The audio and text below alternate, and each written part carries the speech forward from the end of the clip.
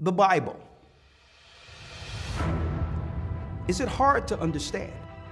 When it comes to reading the Bible, the first thing that comes to mind is the fact that this is the Word of God. The seals have been broken, and the truth is here. And when we go throughout the scriptures, when we go throughout extra biblical records, we find that the language that God employed, that He used to create the heavens and the earth, was the Hebrew language. Christ said, I came for the lost sheep of the house of Israel. But yet no one, no religious leader, no religious church out there anywhere can now identify the 12 tribes of Israel. Can we? God is quite simple, but it seems as if man makes understanding Him hard. What are those mysteries? The truth of your book and the truth will make you free. The Hebrew and Bible Academy, you're invited.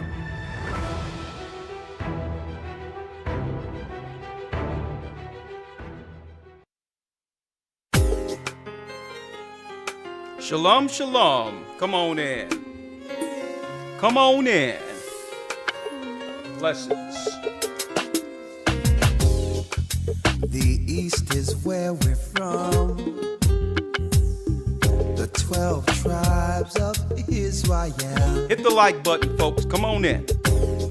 In 721 BC, the Assyrian king, he took us down, we fell. With a great escape, we went through the Euphrates. The Lord held the water still. Come on, hit the like button, brothers and sisters. Come on. To a land where no mankind dwelt, we went. The 12 tribes of Israel. That's who we be. Manasseh, the Cubans, Ephraim, from Puerto Rico, and Valley from the odds of Hawaii. Come on, come on. The Lord is calling back Israel. He's calling back Israel. The North American Indians, Simeon, the Dominicans, the highest gathering Israel. The Arabs and Africans told us. They told us at what? At gunpoint. Together our wives and children then sold us. In the belly of these great ships we traveled in fear. By the rivers of Babylon we found our brothers here. Our hired gatherers in Colombia, Reuben from Australia, Issachar, the Mexicans. Our highest gathering is Judah, the Negroes, Benjamin, the West Indians, Levi, the Haitians. Our highest gathering is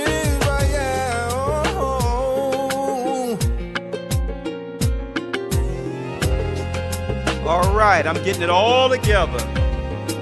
Man, wait till you see what's going on with this broadcast this evening.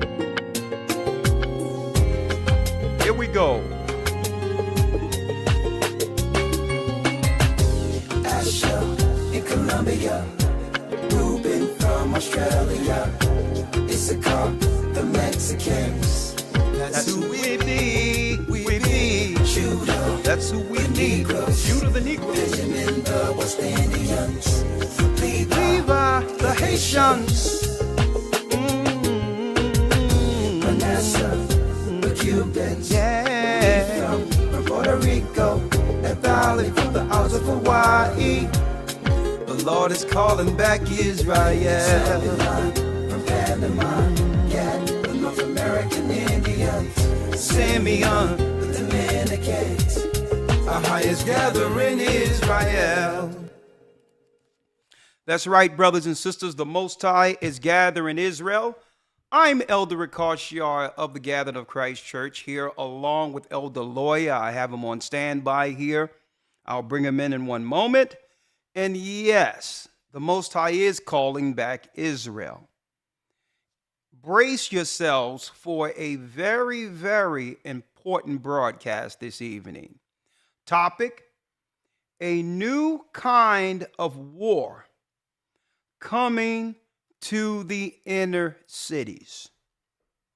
A new kind of war. No one is safe. But here's the reality. If one don't understand Bible prophecy, you may get caught up in the wake of all of this and be destroyed. Let me tell you, Satan and the Satanists have pulled out every level of weaponry imaginable against God's people. You name it, whether it be biological, whether it be educational, political. But the majority of people believe it's just about money and all these other things. And no, folks, this is way deeper than that. Satan have pulled out all the stops to thwart what? The rise of the children of Israel. That's right. There will be a changing of the guard. And keep in mind, the Bible prophesies 4 separate empires. Listen to me and listen to me good. The Bible prophesies in the book of Daniel 4 separate empires before the promises of Abraham is actually given to his children. That line comes from Abraham, Isaac, Jacob. Branches off to 12 tribes. Physical people who are under duress in the earth. So Satan is not just trying to destroy the children of Israel, our people. He's also going against all other ethnicity of people. Why? The other ethnicities who's choosing to help Jacob. Therefore, it becomes what? A battle between good and evil. So I'm going to break this down to its minute molecule this evening to have brothers understand and sisters understand the importance of prophecy. And if you want to believe the Bible isn't real and all that, go ahead, get caught up in the wake. But if you don't have the right tools and the proper tools to understand this prophetically, you're going to get caught up. You're going to believe what the enemy is thrown out there, and it will affect you and your children. Okay? But give it an opportunity today, even if you are skeptical when it comes to the Bible, right? Now, let me make this clear. I can understand to some degree why there's a lot of skepticism when it comes to trusting the Bible. Now, why? Not that the Bible is incorrect, right? Not that the Bible is incorrect. It's that how the Romans and other people and the Gentiles and false religion is how they've been mishandling the Bible as to why there's so many levels of skepticism. And from a layman standpoint, from a everyday person, right, who would normally just trust and go into the book like we did coming up, you're looking by example to the people who are claiming to hold this dear. And on top of that, you're seeing what? The hypocrisy that comes with those who believe or claim that they believe in the morality of the book, but yet they're showing something different. And that's more so the skepticism. And this is why Satan have put the authority of the Roman Catholic Church in position. Okay? This is why they did this, so that they can deceive you. And at the very end, deceive you concerning Christ in the Bible, so that there will be a mass mistrust at the very end of time when people actually need this information. They strategically got in front of this, took the moral high ground as God's people and claimed that they were the people, held the Bible and claimed that America and all these countries was actually built off of the morality within the book, only to double cross the people. Okay, only to have what?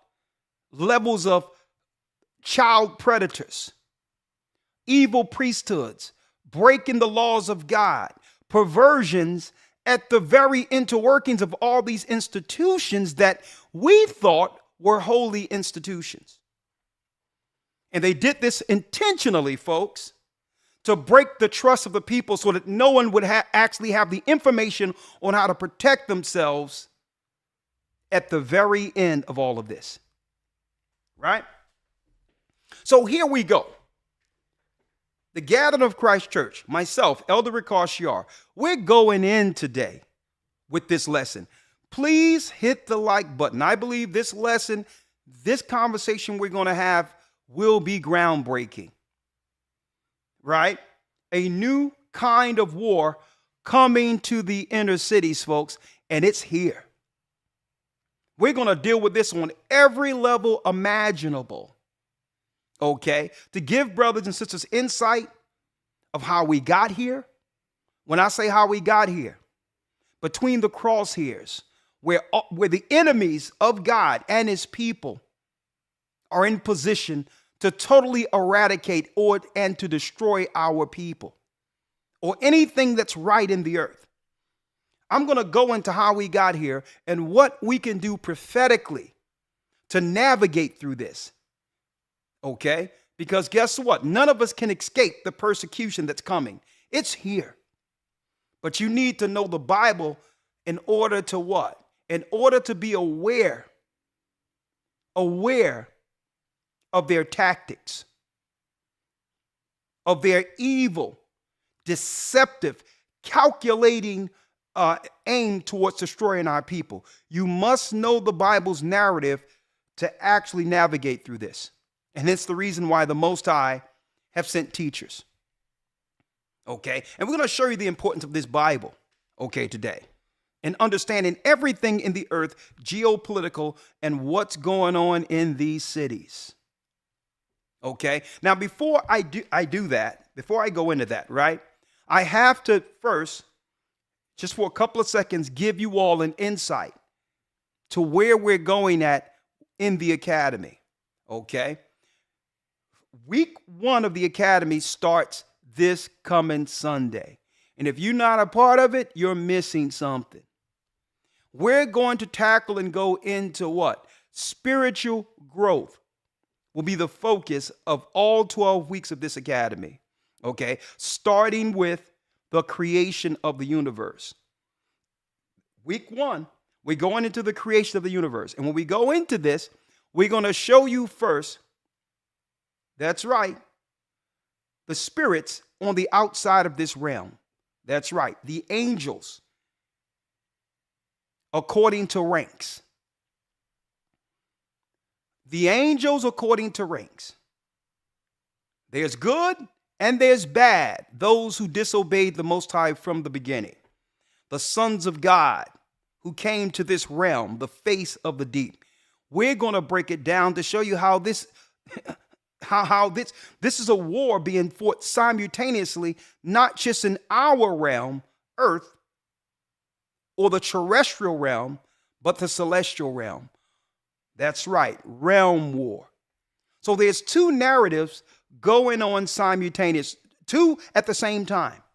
There's a spiritual war that plays itself out in the physical for us to see. Well, you'll never understand this if you don't understand the creation of the universe and how the angels or the celestial beings were made first. Why am I going into this? Why am I breaking down the ranks of angels and all that?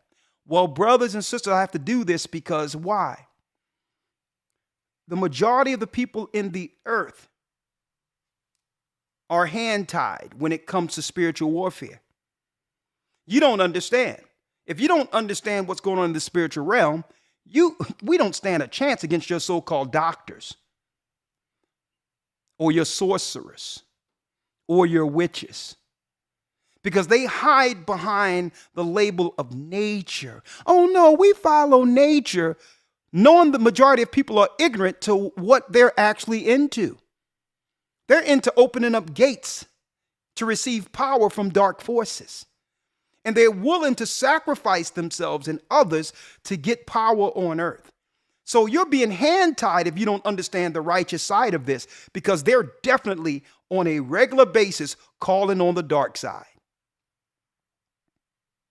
Calling on the dark side. So if we're going to go into spiritual growth, we have to understand who's on our team. All right, right? Who's ministering for us? Who's working for us outside of this realm? And that's what I'm going into week 1, the angelic ranks. We're going to break them all the way down.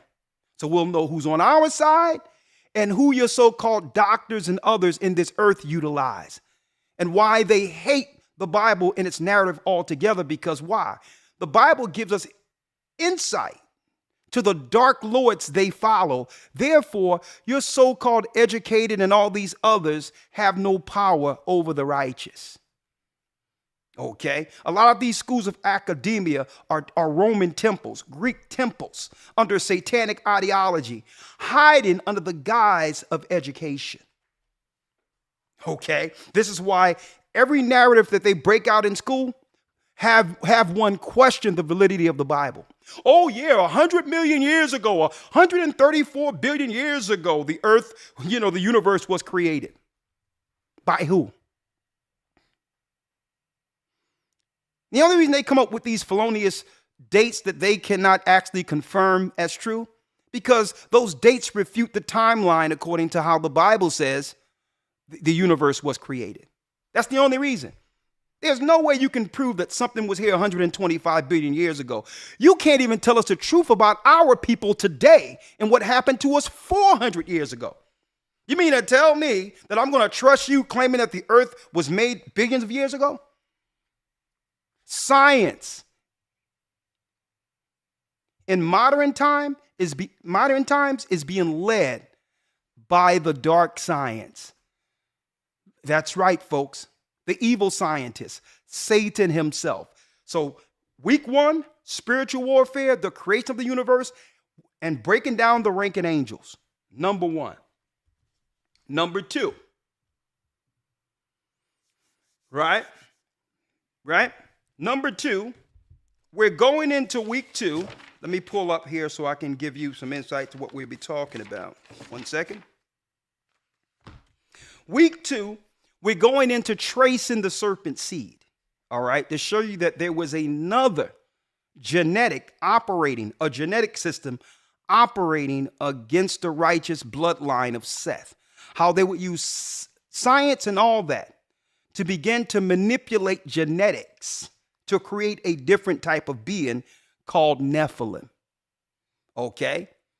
And folks, it's no wonder that everyone is talking about genetics and today going into brain chips and others and speaking about morphing with machines. Folks, all of this happened before the flood. This is why the Most High destroyed the earth through water the first time. Well, we're going to talk about genetic manipulation, okay, pre-flood, the creation of a new being under their science that rivals, that's actually created to destroy man how the Most High intended, right? And while we're going into that, we're going to be exposing the dark forces of witchcraft. That's right. Week 2, we're going into the dark forces of witchcraft, folks, because these have become Satan's new children.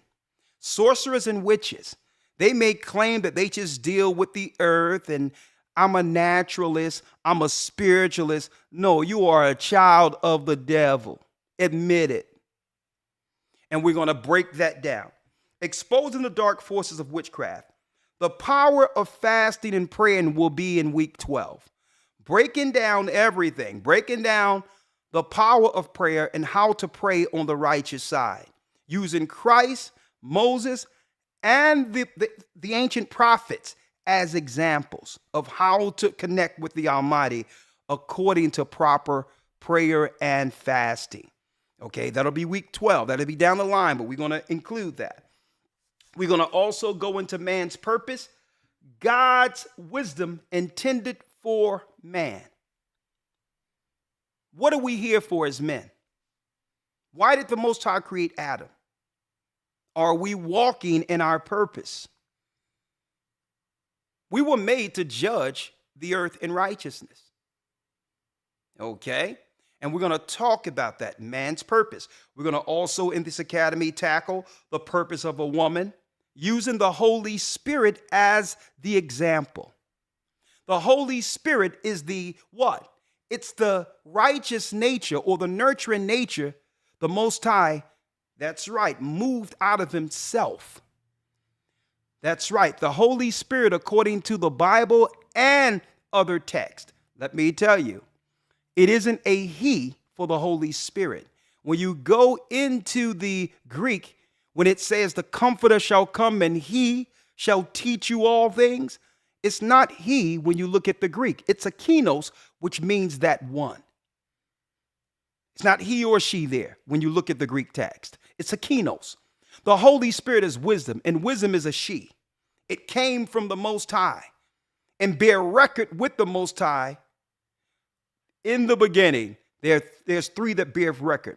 The Father, Son, and the Holy Spirit, and these three are one. They agree in one. That's the first family. Male, female, child. And you're not supposed to worship all three as separate entities, like the Catholic Church does with their statue worshiping and all that. That's paganism. We worship the Father. Ahia is his name. In the name of his Son who was sent to die for our sins, Yeshua. And the Holy Spirit, the nurturing spirit, works all in all throughout the earth in total alignment with the Most High. Well, that's the mother's position, and that's the women's position. To work in tandem, not against the head. Not to challenge, not to debate, to work in tandem for the man's purpose. Okay? Not to fight for power, but understand your power is actually integrated in the man's power. That's your power is an extension from him, not the other way around. And we're going to break that down in the academy. How to apply the law through Moses. How to apply Moses' law through Christ. Israelites got this twisted. They believe that you got to follow Moses and just add Christ on and believe in Christ. No, you must follow the law according to Christ. You must filter Moses through Christ, not the other way around. And you can't claim following the law is baptism. You are a liar from the pits of hell, because Moses was told that another prophet would come like him, of his brethren. And the Most High would use this man as he used Moses. Okay? A matter of fact, Christ led Moses out of Egypt.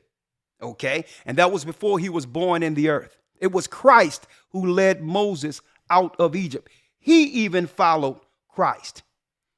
Abraham followed Christ. Okay? All of the righteous followed Christ from the beginning, folks. So there's no way you can just look at Moses like you do in Judaism and seek to discredit Christ. And you know why they want to discredit Christ today? Because they know that Christ is the same bloodline as we are. We're from the tribe of Judah. We're from Judea. So we're going to dispel all these lies out there.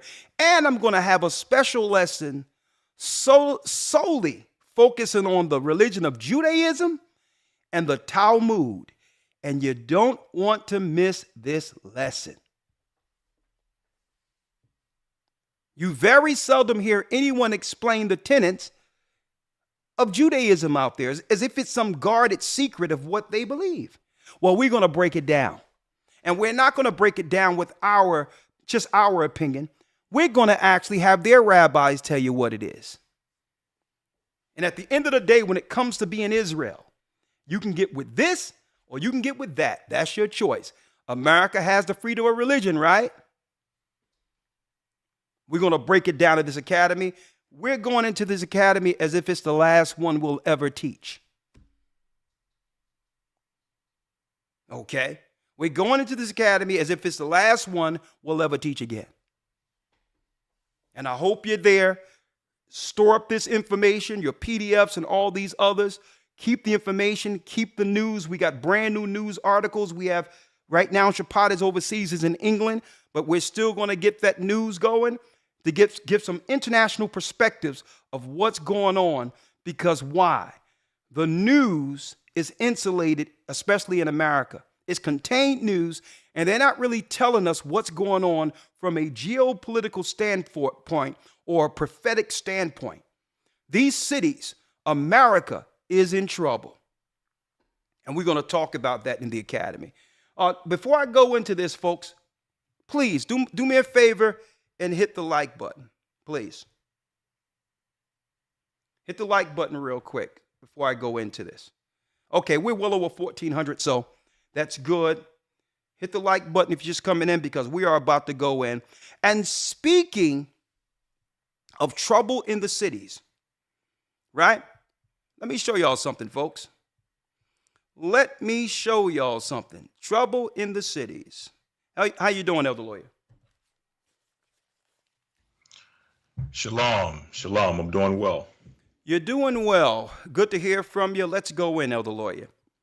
Yes, sir. Because I have a lot to unpack in this broadcast today. A lot to unpack, right?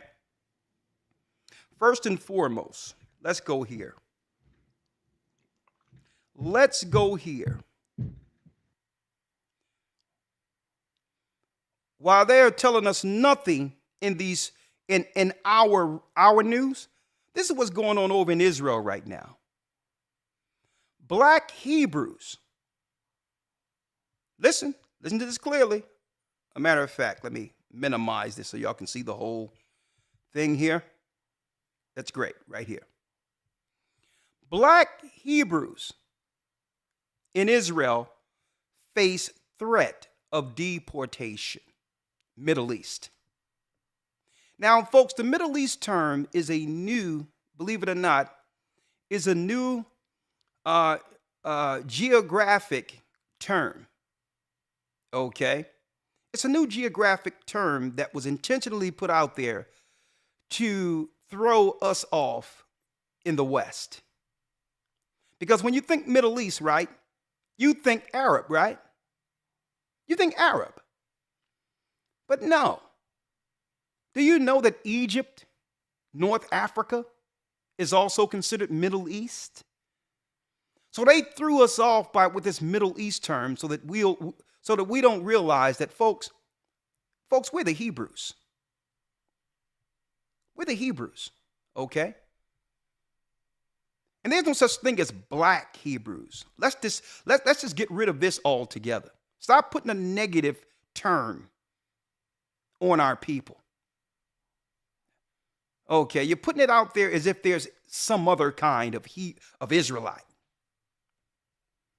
Okay. Hebrews in Israel face threat of deportation. Folks, there's a lot going on over in Israel right now. And while they're over here, while others are over here liberal and all that, claiming equity and justice for all and all that they claim here in America. Right? But something is going on over in Israel. But what's going on over in Israel? Let me break it down for you, folks. There's troubles in all the cities, including in Israel and the so-called Middle East. I don't want to go too far off track, but here's what we have to focus on according to the Bible. Right? The Bible tells us in the book of Daniel, right? Let me read this real quick. And I heard the man clothed in linen, right? Which was upon the waters of the river, when he held up his right hand and his left hand unto heaven, and swear by him that liveth forever that it shall be for a time and a half. Now, this time starts with what? It starts with the birth or the advent of Christ being born.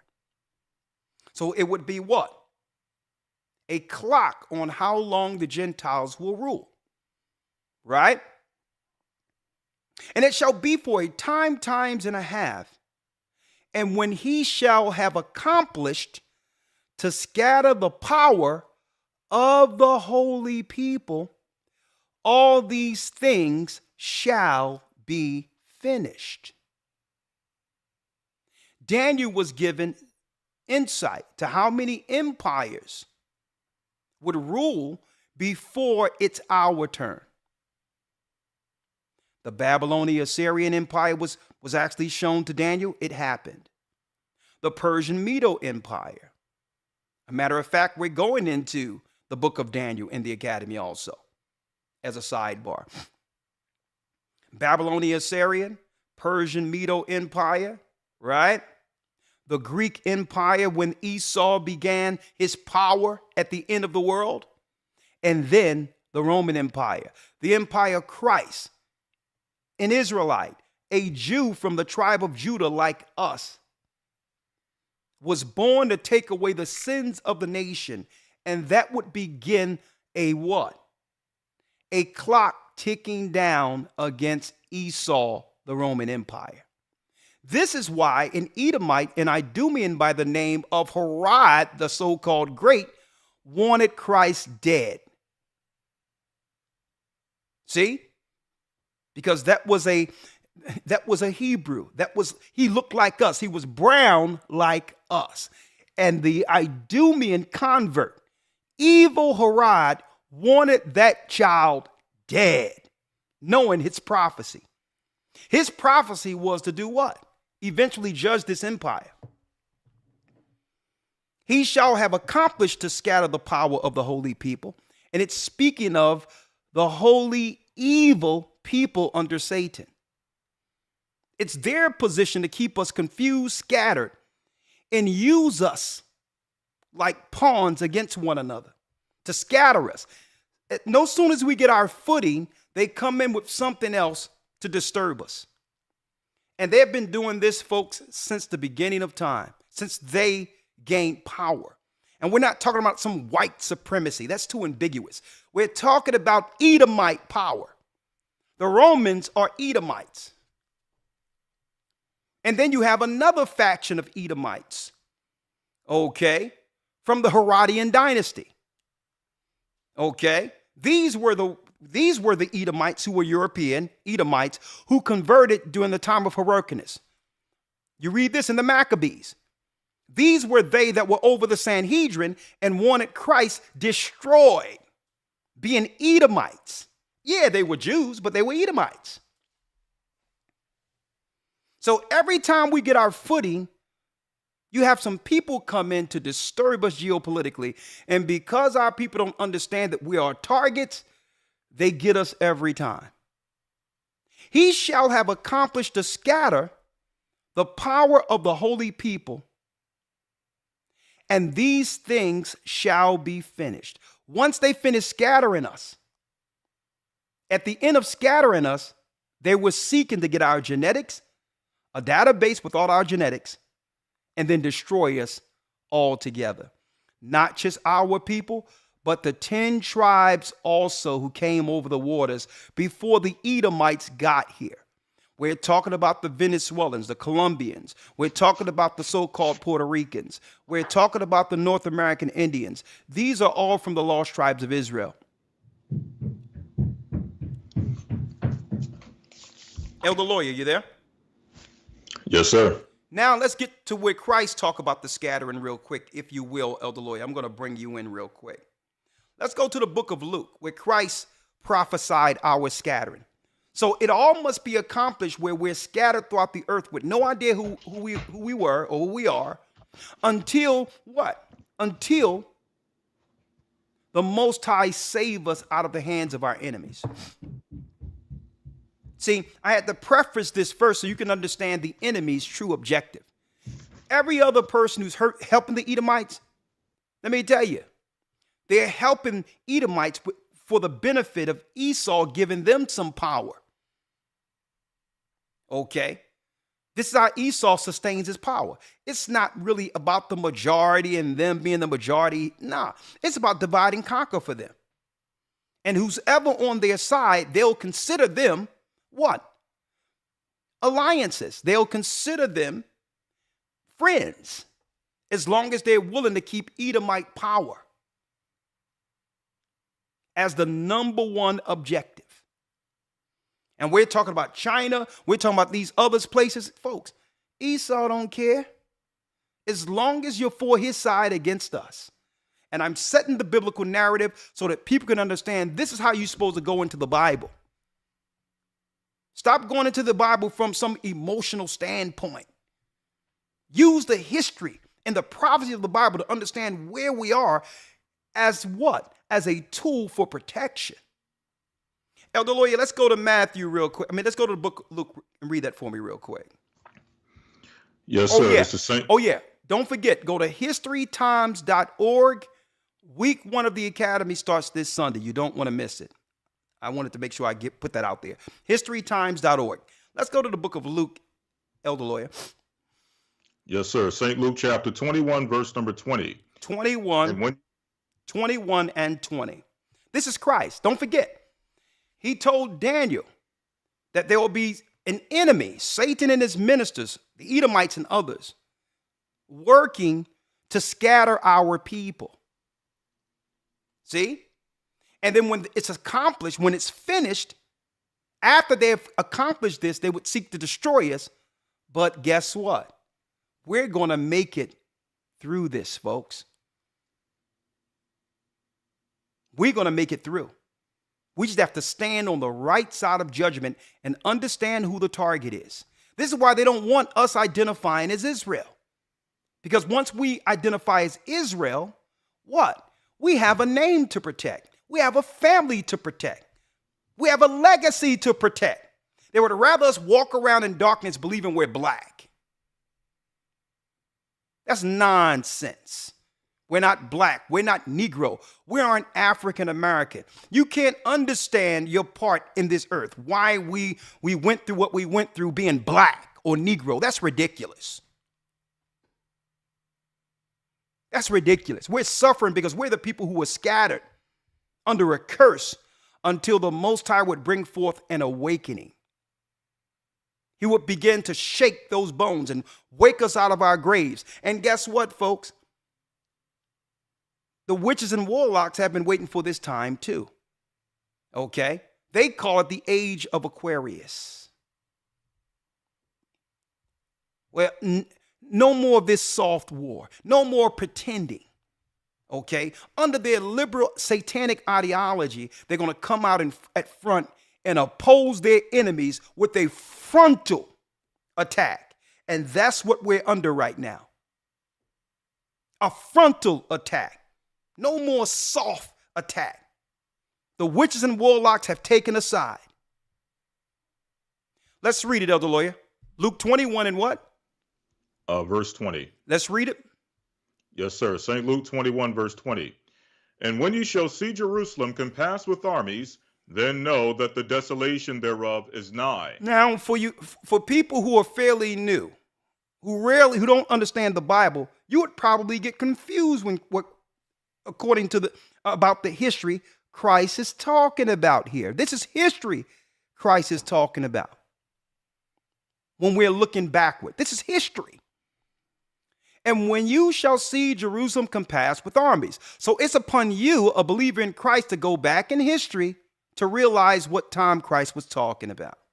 He was speaking about when the Roman army built a trench around Israel and wouldn't let us out in Masada and began to slaughter our people. Okay? These were Edomites. These were Romans who would be modern day so-called Europeans today. Okay? They came against Jerusalem, and that began the scattering. We ran into Africa. We ran into different parts of Madagascar. We ran into different parts of Africa, folks, and that's when the scattering began. And it was told to Daniel that when the scattering is finished completely, it's our turn. Today, folks, we're going to tell you, folks, what the scattering looks like. It's moving our people around like pawns to be destroyed, leveraging us off against one another. That's all part of the scattering. And we're going to give you some real-time political information so you can understand how it works. Because what we're talking about now, what Christ is talking about now, was policy of the Roman Empire. Policy. They was justified according to the political setup of the Senate during that time to do exactly what they were doing against our people. Okay? Nero fiddled while Rome burned. Y'all know what it's talking about. When the markets were destroyed and they blamed it on Hebrews. Come to find out, there was some history out there that said that they had some of the army of Rome dressed like Hebrews burning areas when you look into the annals of Rome and some of the history back there. Because they needed a political, moral high ground to target our people in Jerusalem. So there's many stories out there. Some people say that, that he was behind it, Nero, and some state that it was all organic. But we know the news was used as a pretext to destroy us in Jerusalem. It was today we would call that a false flag, something that's used to justify the system or the government coming against a group. And this is why when you see news out there, when they're focusing on one group and claiming they're bad, we must look at that with a side eye. We must look at that knowing history of how they justified destroying us in Jerusalem the same way. Right? Let's read it, Elder Lawyer. Then let them, let's read 20 again. Yeah, you're on mute. Yes, sir. Sorry about that. It's okay. St. Luke chapter 21, verse number 21. Read the 20th verse again. Yes, sir. Verse 20. And when ye shall see Jerusalem compassed with armies, then know that the desolation thereof is nigh. Then let them which are in Judea flee to the mountains. Let them do what? Flee to the mountains. Flee to the mountains. We started running. Now, the disciples and others were told this in advance, and we already began to establish what? Migration into different parts of the world outside of Jerusalem. We went into Africa. We went into Timbuktu. We went into different parts, the outer skirts, taking heed to Christ's warning. The Jews or the Israelites who didn't listen were destroyed in Jerusalem. See? So Christ told us that the Romans were coming against us. But you have to understand the political landscape that would have Rome justified in destroying our people. And folks, why am I going here? I'm going here real quick. Elder Lawyer, I'm going to bring you back in for a second. I'm going here because this is why they promote our people as negative through their media. It gives them the moral high ground and justification to destroy us, to scatter us, to treat us as subhuman. It's the same modus operandi. This is what justified them treating us like dirt, because they promote us a certain type of way. They promote us less than. The same thing they did in Jerusalem. So we have to look at the people who are behind the machine. While they'll put so much money, finances, and so much energy into actually portraying our people a certain type of way. They wouldn't do it if it didn't benefit them. This is how they consolidate and keep power, by keeping us down.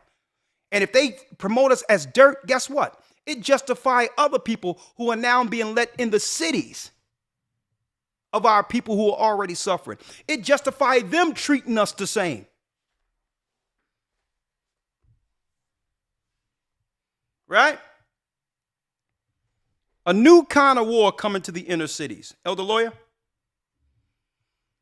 Here we go. Yes, sir. Here we go. Let's go down through it now. While they aren't saying anything about this in America, we need to tell you what's going on with our people who've been scattered. So don't claim that they're behind human rights and care about people, asylum seekers and others, when they're seeking to actually put the Hebrews out of our land. These are Israelites here. And guess what? Realistically, if our people understood prophecy, they would probably walk away from Israel right now anyway and take this as some type of gift, because in the war to come, the majority of people who is in Israel are going to have someplace else to go. They have a homeland. A lot of these people who have migrated into countries and made states and whatever the case is had an original origin. So I take this as something positive, but I also want to highlight the hypocrisy in this world who claim that they're behind human rights. Okay? That they champion human rights and how people should be equitably treated. When our people in Israel face a threat of deportation, and guess what, folks? There's more, the scattering. But before I go there, Elder Lawyer, if you will, a new kind of war, right? A new kind of war. 1 second. 1 second. 1 second.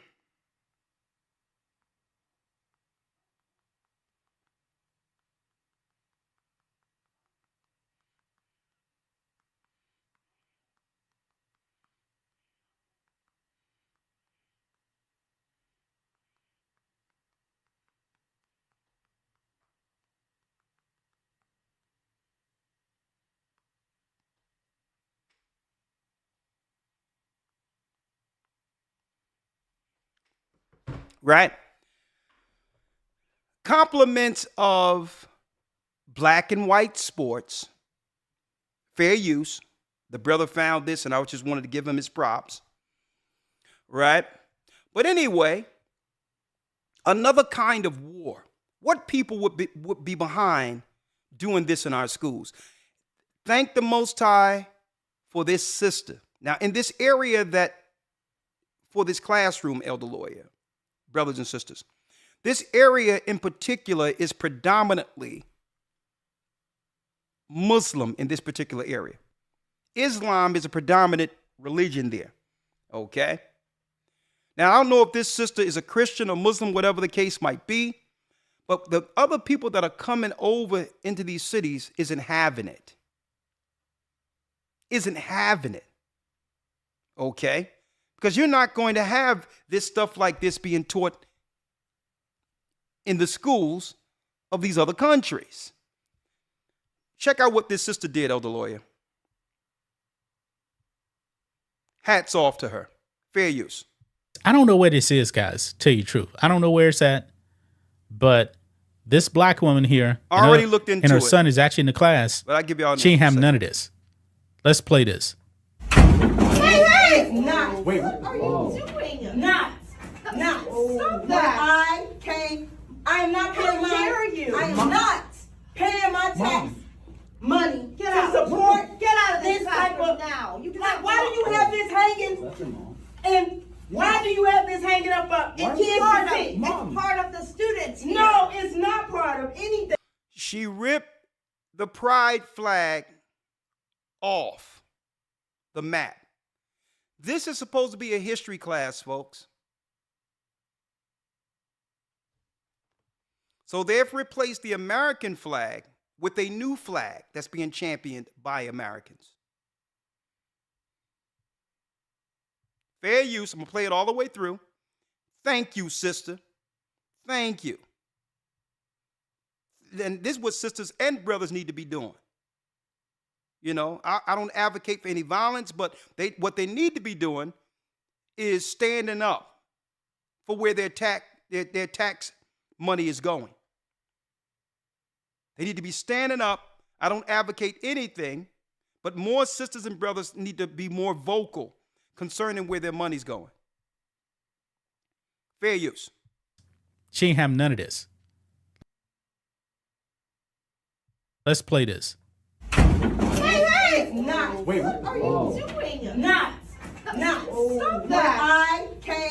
I am not paying How dare you? I am not paying my tax money Get to out. support Get out of this this type classroom of. now. You do Like, not why do you have this hanging? And why do you have this hanging up in kids to see? It's part of the students here. No, it's not part of anything. That is uncalled for. We are paying you to Fair teach use. history, and that's what you need to be teaching. Yep. Excuse me, this is a public school, little lady. You are Get out. excused. You are. Do you see what's on this flag? It's No. brown and This needs black. to go exactly where it is, in the garbage. You need to go in the No, garbage. Get I'm out. teaching my son to. Listen to this. Her child is in the class. And listen, of course, this is a person who identifies as a transgender woman as a teacher. Biologically born a man, but identifies as a woman. Okay, he has the right to do that, or whatever pronoun he or she they can call in, and I'll call him by that. I don't want to disrespect anyone. But all in all, a sister is saying, listen, that flag need to go in the trash. Now, that's her opinion. She sent her son to school to learn history. And this trans woman, that's what they call, or whatever, tell her that she needs to be in the trash. Folks, this is a different kind of war.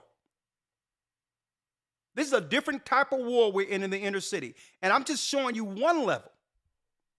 We have to look at the psychological war and the war on or against morality.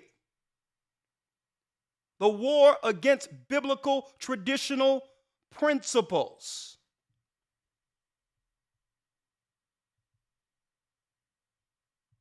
Excuse me, this is a public school, little lady. You are Fair use. Get out. excused. You are. Do you see what's on this flag? It's No. brown This and And I want to say all the videos I play today, we're demonetized. Well, we never was monetized. YouTube have never told us why we, even though they can advertise that why our channel cannot have monetization, because we do follow the rules. We believe in God. We believe in our right and freedom of speech. You understand? But for some reason, they won't allow us to monetize. It's okay. The people support the church nonetheless. But all in all, I'm saying fair use, educational purposes. Okay? We're not making money from this anyway. YouTube will not give us any of the monetization, even though we were one of the original content creators when YouTube first began. If it wasn't for content creators like us, there would have been no YouTube. It was the one place where we once were free to speak amongst each other without outside government influence. We started to realize that when we started talking to each other about natural things, regular scenarios, we realized really how all of us throughout the earth were believing the same thing, but what? But felt compelled to keep silent. YouTube afforded us the platform to know that, we're not crazy. There's others are experiencing this. We're under a systemic destruction. And one time, YouTube allowed people to speak freely, but I digress. Again, fair use for educational purposes only. needs to go exactly where it is, in the garbage. you need to go in the No, garbage. Get I'm out. teaching my son to grow up to be a man. Get And out. I don't want you hanging no All right. flag, I'm calling security. hanging a flag up I'm for calling you to security. sit up there and teach them the type of stuff I'm trying to keep them away from. I told you what would happen. No. I told you. No. I told you somebody You up here don't gonna need get to call mad. me. You need to be teaching history. 33, please. No, you need to be teaching You need to history. shut up No, and get out. I'm of my not classroom. getting out of nowhere. I'm not getting out out You of shut nowhere. up, too. Hey, no, you don't tell my son to shut up. You talking to me. Your And like son I is failing. My son Go ain't on, girl. failing. Yeah. He needs to be failing because you got a flag Failing hanging because up of you. over the United States of America. You need to. Yeah, that flag is cut. Oh, yeah, Elder Lawyer. Elder Lawyer, before I go to the next, what do you think about that? Because, you know, a lot of people out there, now the machine is working to give all of our sisters a bad name, promoting wickedness and debauchery, right? Very seldom do you see the news and others promoting sisters like this, who's saying, well, listen, I'm working night and day to keep my children from all of this. And you're going to do this right under our noses with my tax money? Folks, is this what freedom looks like?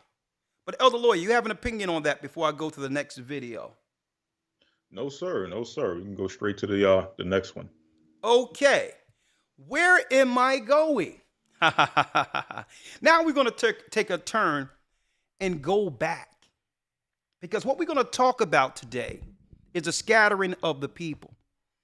How they use terms to really move people around, politically and otherwise, to leverage people off against one another, targeting and destroying the children of God, like the book of Daniel stated. Right? Fair use.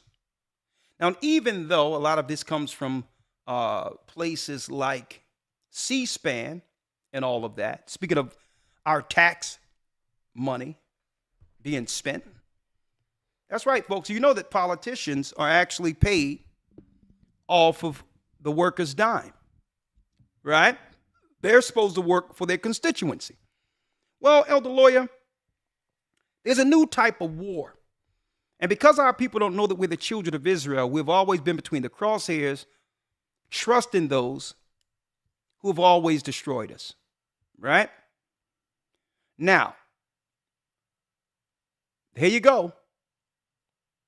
I think at this point, I believe this was Senator Biden from the great area of Delaware, not too far from where I grew up, right? I was born in Lake Charles, Louisiana, was raised in Philadelphia, a hop, skip, and a jump, near the airport, past the airport, right? Delaware is almost part of Pennsylvania, Philadelphia, right? Another place where a so-called doctor claimed you have a school for boys, and our people still haven't took them to task. You don't got a school, okay?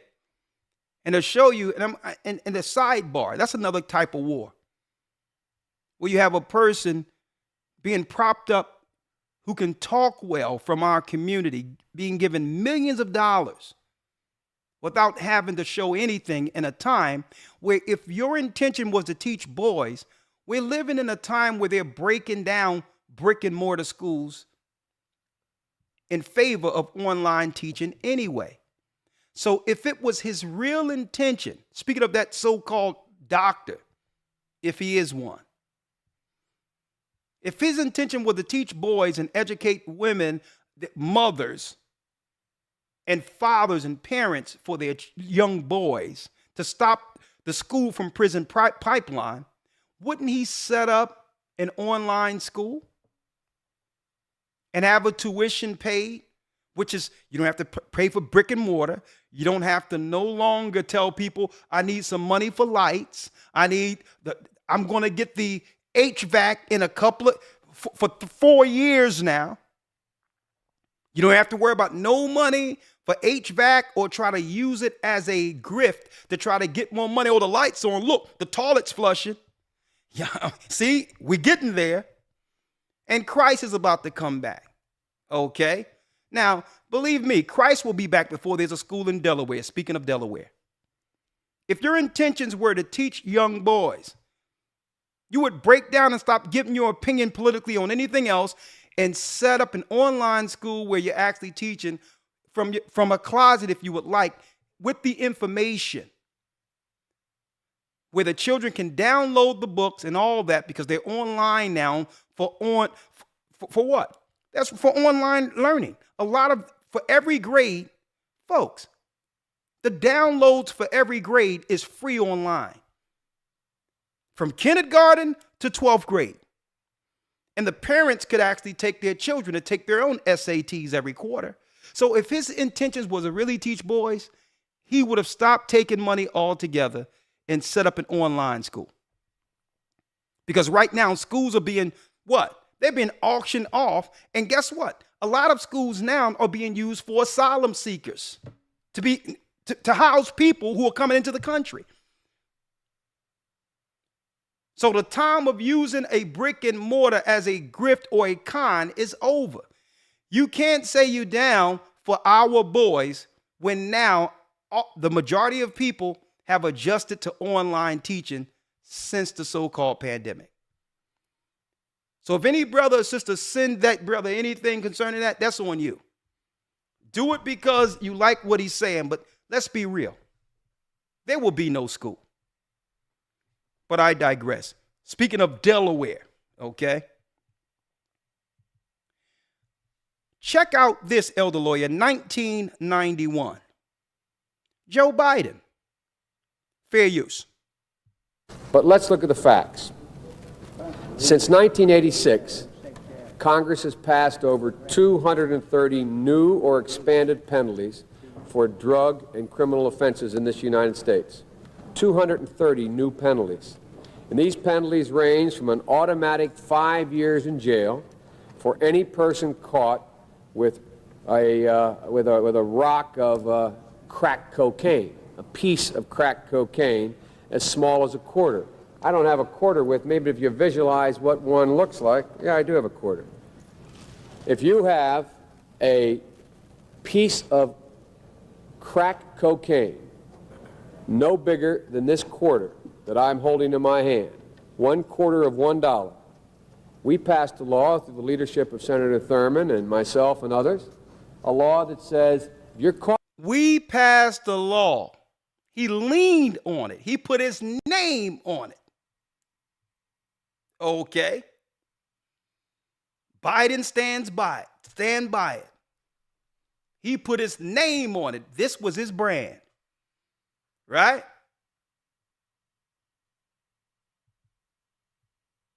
Senator Thurmond and myself and others, a law that says if you're caught with that, you go to jail for 5 years. You go to jail for 5 years. Okay? I was raised 15th and Diamond. I remember when powder was being turned into crack cocaine. I remember when my friends next door became drug dealers. At the same time, white people from the suburbs and all that were using the same quantity of cocaine that would make crack and was snorting it on campus and would not even get 1 day for the same amount of cocaine. Temple University was right up the street, folks.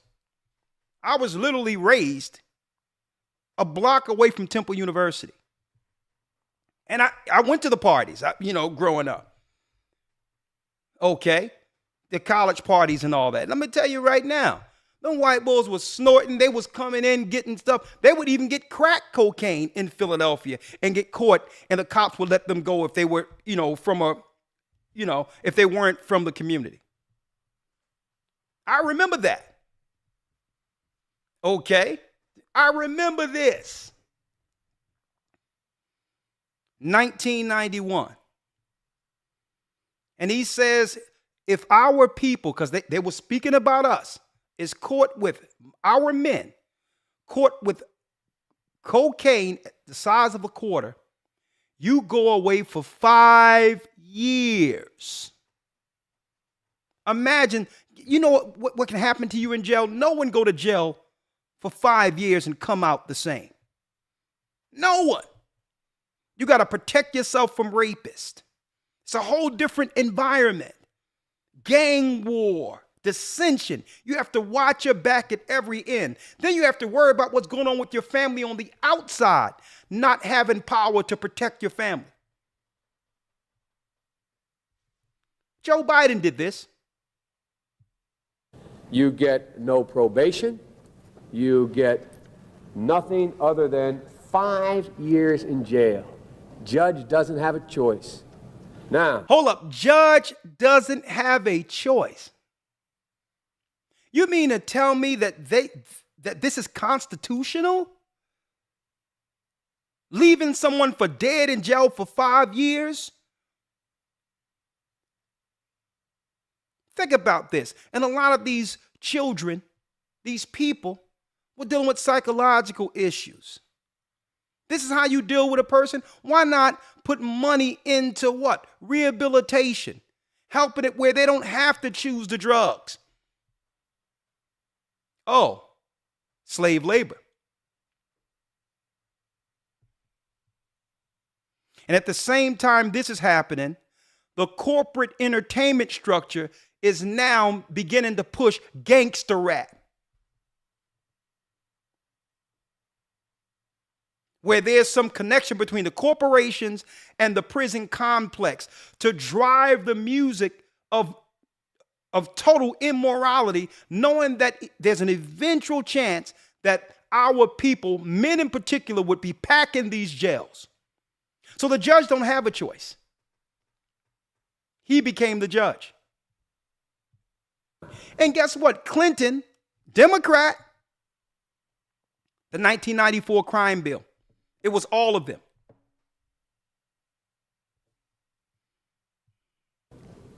the fact of the matter is, we've gone from there all the way up to saying, under the leadership of Senator Thurmond, and I'd like to suggest that I take some small credit for it myself as well, and others, the presiding officer, that there is now a death penalty.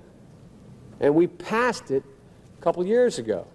If you are a major drug dealer involved in the trafficking of drugs and murder results in your activities, you go to death. And a number of other severe penalties. We changed the law so that if you are arrested and you are a drug dealer, under our forfeiture statutes, you can, the government can, take everything you own, everything from your car to your house, your bank account, not merely what they confiscate in terms of the dollars from the transaction that you just got caught. Now, check that out, folks. And folks, if listen, I know some people who's in the academy, right? Annette, if you're on here, you can call in. You live only what? Man, she only live one door next to me. She's in the academy.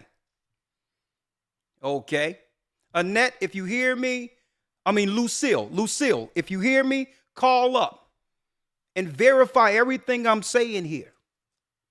Because why? I remember drug dealers who were taken. And even though they were doing bad, they had enough money where at least their family could be okay. Right?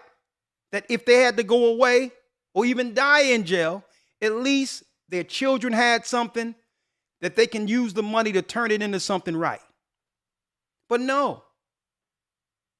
They was at war with not just a drug dealer. Think about this, folks. If they confiscate your cars, your houses, what do your family have for generational wealth? Huh? Now, even our sisters was left out there barren with nothing. You know, and I'm not going to say it's justifiable with them being with a drug dealer. But what's the difference between what's going on in our neighborhood and how the Italians were able to come over here and deal with all types of negative warfare, drugs, and all of that, only to turn their money clean to become upright citizens with that same blood money. They became politicians with that same blood money. You didn't confiscate their houses. So I need y'all to understand how this works politically, folks, because that child from that man who went to jail shouldn't have to suffer because his father did wrong. If there's some money that his father sacrificed for his children, it should be the children, and have that child have an opportunity to do something right with that same money. So we speaking truth. We speaking facts tonight. Okay, we in here thick too. What we got about 2,000? Listen, wait till y'all see this broadcast. A new type of war. We got about 1,900. Wait till what I'm going to show y'all, folks. Hit the like button, please. This thing is we're about to go all the way in here. Hit the like button.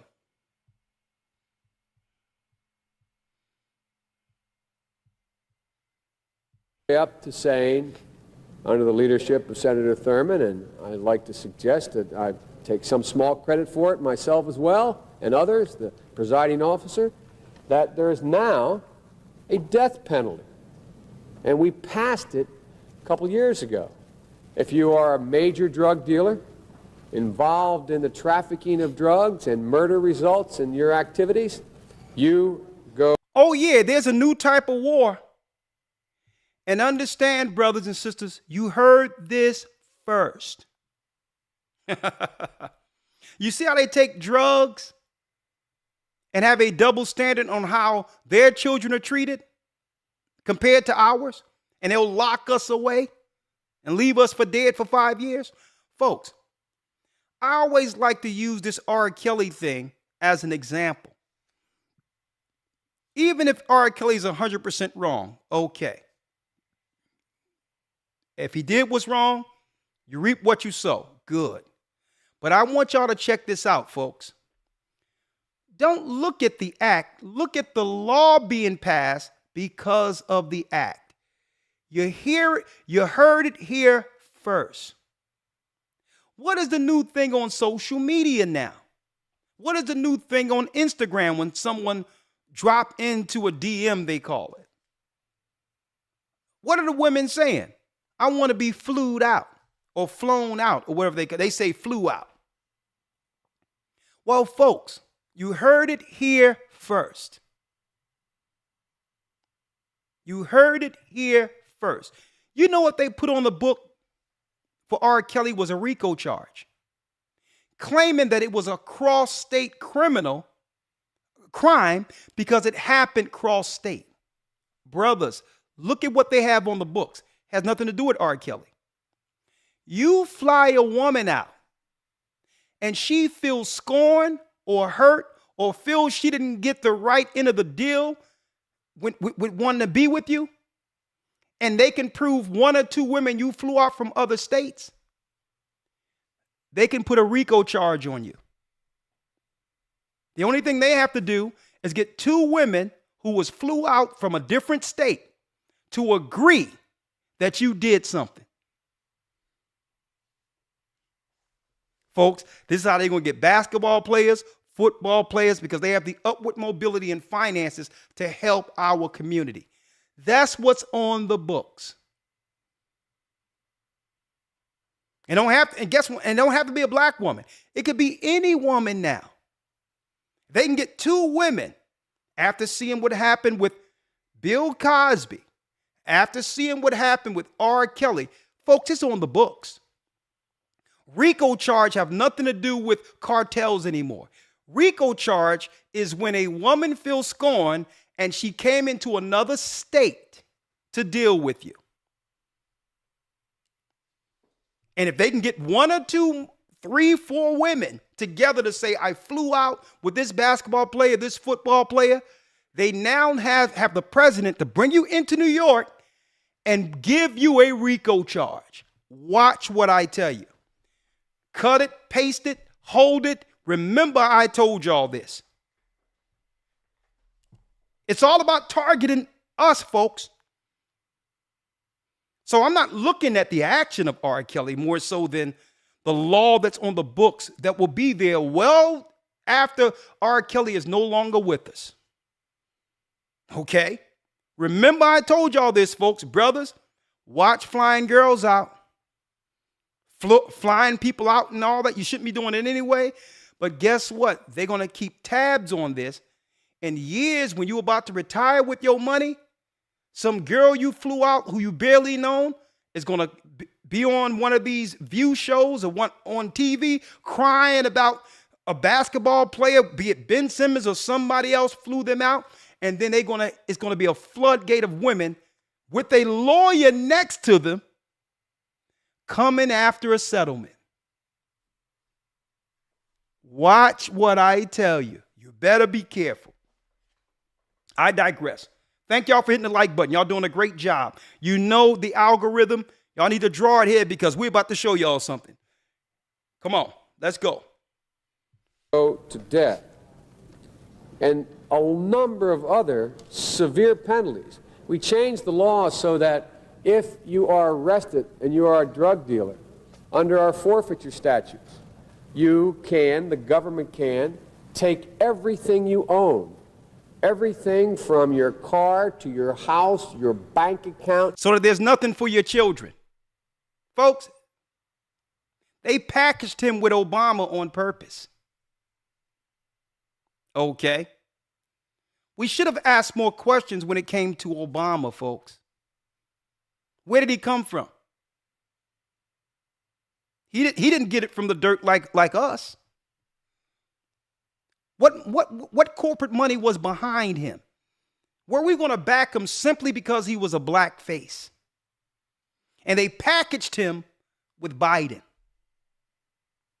Think about that for a moment. With all of this history of locking our young men up, and now women are saying there is no men. Well, folks, if a large demographic of our men were taken away for 5 years, what sisters going to do? Just, in the hood, you can't wait. You need someone to take care of you. Destroyed a whole generation of people. I was back then when it happened. I never chose to do it, but guess what? I have family members who suffered under the same thing he's talking about right here. Not merely what they confiscate in terms of the dollars from the transaction that you've just got caught engaging in. They can take everything. We have laws in the last several years where we don't. Let's take everything so that there's nothing left even for his children, his sons, his daughters. His children didn't do anything wrong. Why should you put them away for 5 years and take anything the family needs to survive in a dog-eat-dog world that you've created? Don't allow judges discretion to sentence people. Flat time sentencing. You get caught, you go to jail. You get caught, you go to jail. Now, that's the United States. I'm going to tie this all in. Elder lawyer, 2013. Chavez mysteriously dies. Right? Venezuela. We're going to leave the United States. We're going to go to Venezuela. Follow me here because I'm going to bring you all on a ride. I started off with Biden. Now we're going to move up to 2013. The agony of Hugo Chavez. Details emerge of his final days. Folks, it is Chavez. Venezuela, Hugo Chavez slid into a coma the day before he died of a what? A respiratory failure? That sounds eerily familiar. This isn't 2020 or 2021 here. This is 2013. A respiratory failure, and after that, guess what? Cancer began to spread into his lungs. So something is going on where there's a fast respiratory thing happening, and there's something that's making a cancer virulent in the body, which killed Chavez, according to reports. This is not conspiracy. This is from Reuters. Mainstream media, and I'm going to tell you, we go into the news geopolitically, and this is why you got to come into this academy. You don't understand prophecy unless you can understand the politics of the world, okay? But let me take y'all, come down this proverbial rabbit hole, if you will, with me, right? Hey, folks, do you know that Venezuela was the jewel, one of the jewels of South America? They were doing well under Chavez, the Venezuelans, they'll tell you. Very well. And no soon as he died, they put Maduro in position, right? And look what happens.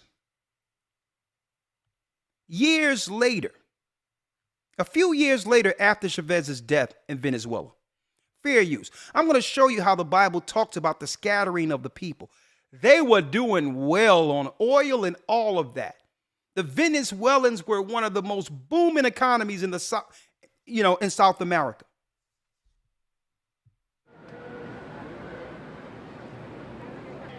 Oh yeah, Venezuelans are from the tribe of Asher, mind you. The tribe of Asher, of the 12 tribes of Israel.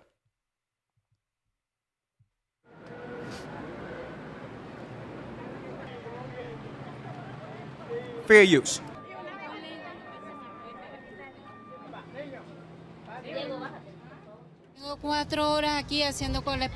I've spent 4 hours in line here to buy bread, to be able to eat because She spent 4 hours in line to buy bread. A few years after the death of Chavez, there's what? Food shortages and lines for the people. 4 hours to get bread, folks. It wasn't like this under Chavez.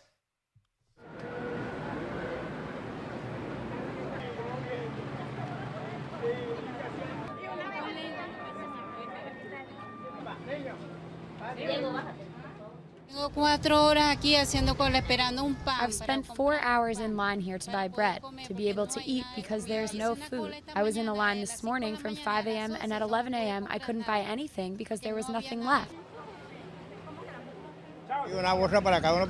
We give just one bag per person so we can have enough for everybody. Look how many people are in the line. If I sold them more, a lot of people want 3 or 4 bags, there wouldn't be enough bread for the others. The situation, well, can't say it's good, but we all have to eat. We all need to do something to live.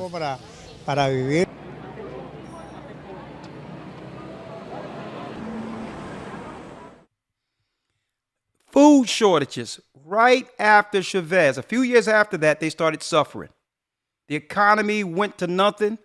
A new person put in place. Someone questions whether or not who he was and why he was able to actually gain that position. There's questions out there. But let me fast track this now. The scattering of a people, right? Folks, I need y'all to listen to this. Now we're going to move up to 2020 right after the election. President Biden is speaking to our so-called civil rights leaders. Check out what he says.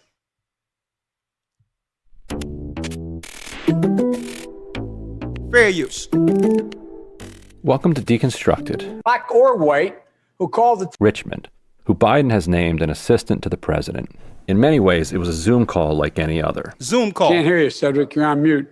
It also included a few Biden-esque boasts. I'm the first person, black or white, who called attention to the fact that you were finding that there was the rate of people who were African Americans who are dying was 3 times that of white people.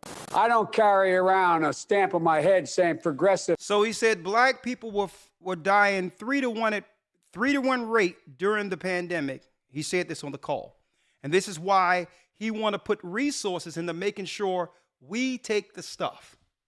Okay? So he cares so much about us that for the medical thing, he didn't mind pushing that, right? This is what he's telling the civil rights leaders after he promised to do something for our people. Listen, after he was already voted in. All right? He told Ice Cube in no uncertain terms, kick rocks. I'll talk to you after the election. He told so-called Charlemagne, he is no God. He told him, if you don't vote for me, you ain't black. Remember that? No soon as he got in. Now remember the 1991 guy, right? Listen to this. and I'm AOC, but I have more of a record of getting things done in the United States Congress than anybody you know. Anybody you know. He got a history of getting things done better than anybody they know. Oh, yeah. Look at 1991. He can get things done all right. Some Biden cringe. By 2040. Listen to this. By 2040, he says, on a Zoom call filled with what? Civil rights leaders. And I believe Reverend Al Sharpton was on the call too, right? This country is going to be minority white European. It's going to be minority white European. Hear me? Minority white European. And you guys are going to have to start working more with Hispanics. And you black people here better start working with the Hispanics. It's as if he knew something.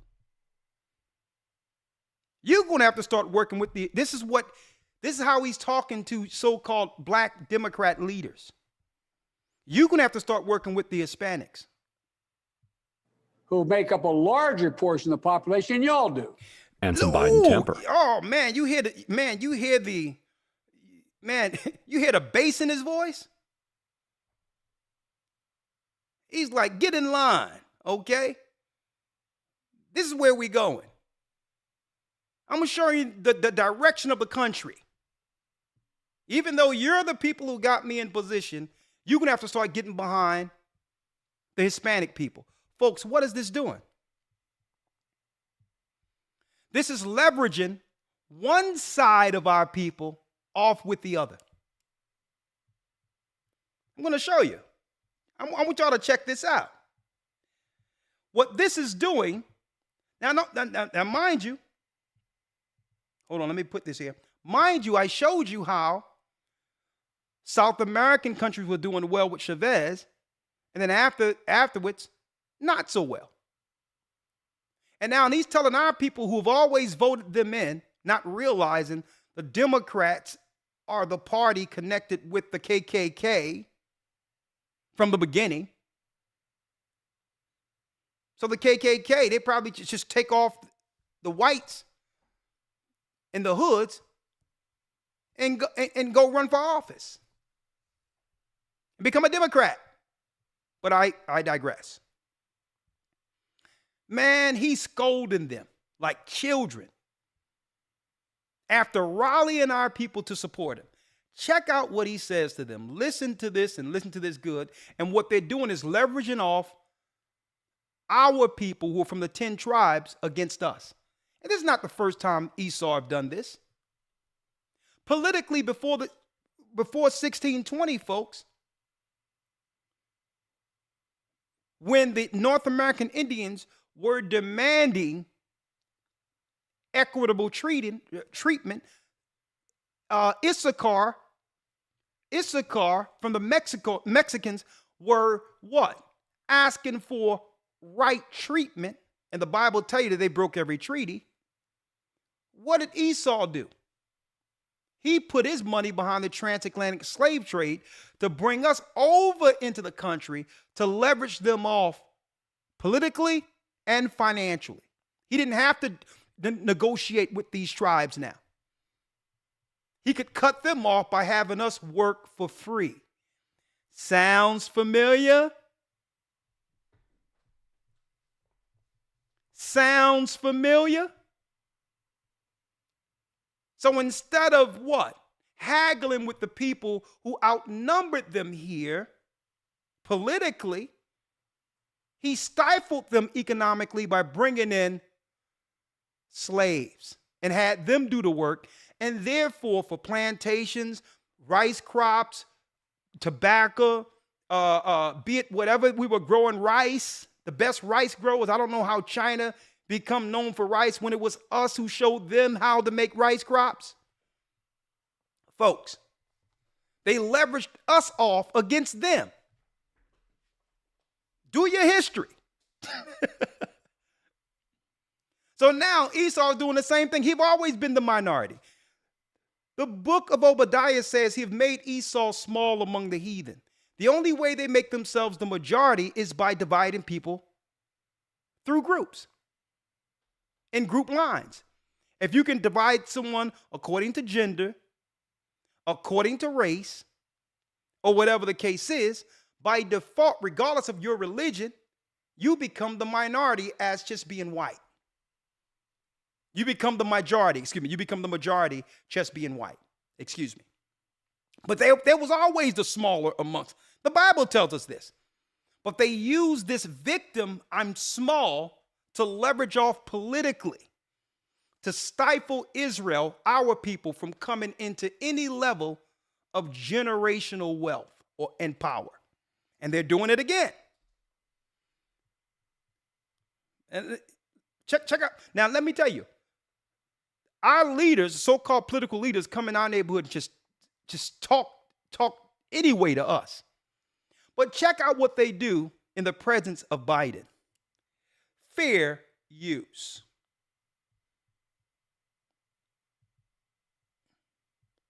On a stamp on my head saying progressive and I'm AOC, but I have a more of a record of getting things done. And you guys are going to have to start working more with Hispanics, who make up a larger portion of the population than y'all do.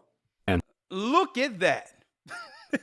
He's like, shut up and follow what I'm saying. Y'all going to have to work with the Hispanics because they larger than y'all. Now, I wonder how can he conveniently switch our numbers to become lower than the groups he's leveraging us off with. I don't know. Because out of nowhere, sickness began. A lot of people were laid to rest. And automatically, room was made for others. I don't know. Coincidental? I don't know. Could be a coincidence. Right? So he told him what? It was 3 times that of white people. I don't carry around a stamp on my head saying progressive and I'm AOC, but I have a more of a record of getting things done in the United States Congress than anybody you know. Anybody you know. Some Biden cringe. By 2040, this country is going to be minority white European. You hear me? Minority white They've European. always been minority. And you guys are going to have to start working more with Hispanics, who make up a larger portion of the population than y'all do. And some Biden temper. Let's get something straight. Let's get something straight. Shut up and follow what we're saying and get behind the other people because that's where the money's going. Now, why is that a problem for our people? Well, who cares if you fought in the wars?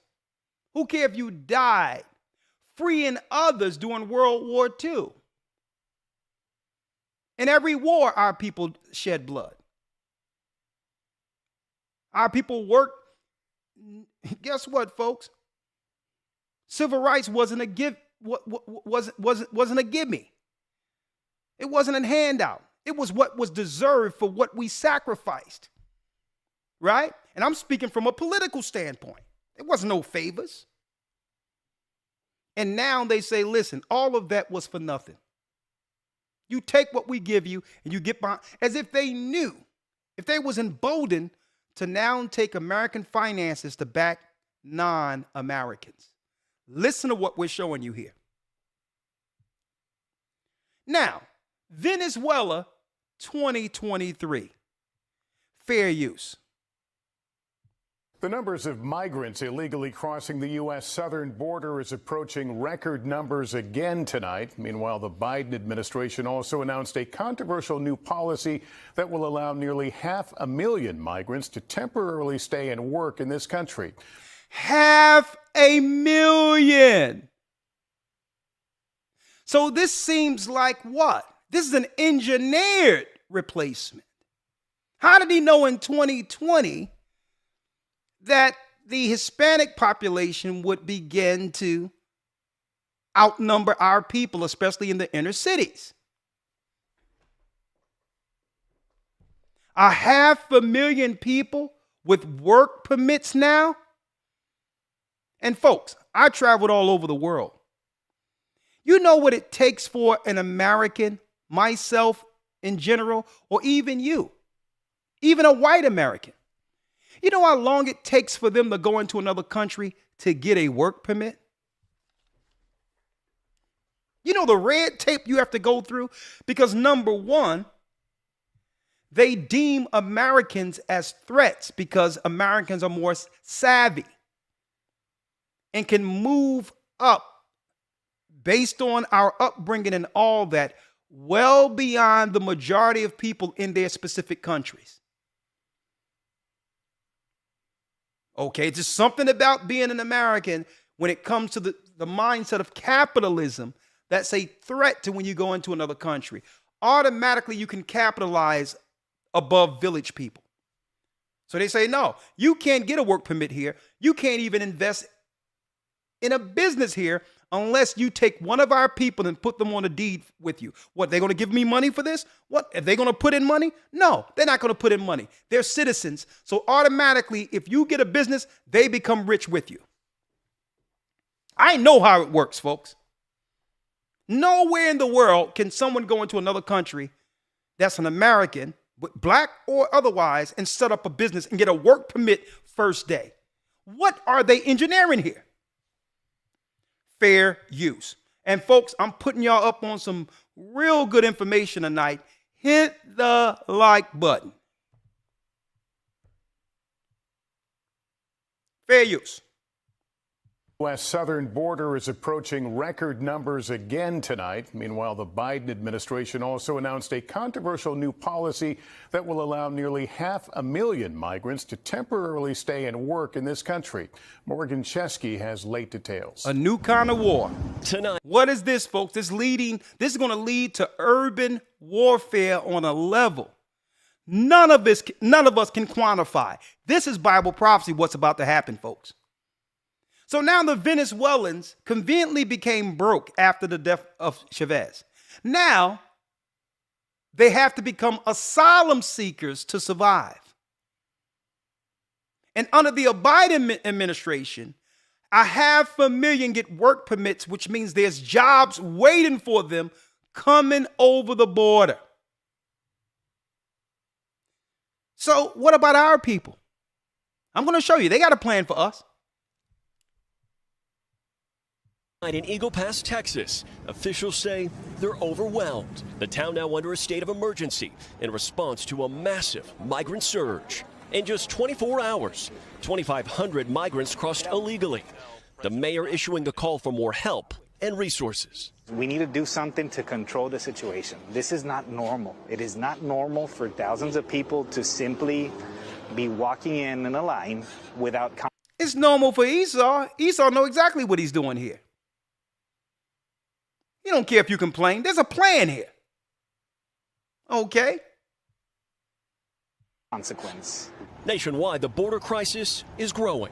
On Wednesday, a Border Patrol official tells NBC News nearly 9,000 migrants crossed illegally, approaching the record high of more than 10,000 set in May. Tonight, President Biden is sending 800 more troops to help Border Patrol with logistics and processing migrants. The migrant surge so sudden. He's not sending troops to stop them. He's sending troops for processing. Right? Now listen, they were free to operate and actually come across. There was no border until Esau came and made one. But still, there's laws when it comes to travel and trade now, right? And these people, after being made to starve, are seeking a better life. I don't blame them for seeking something better after what have happened to them through the death of Chavez.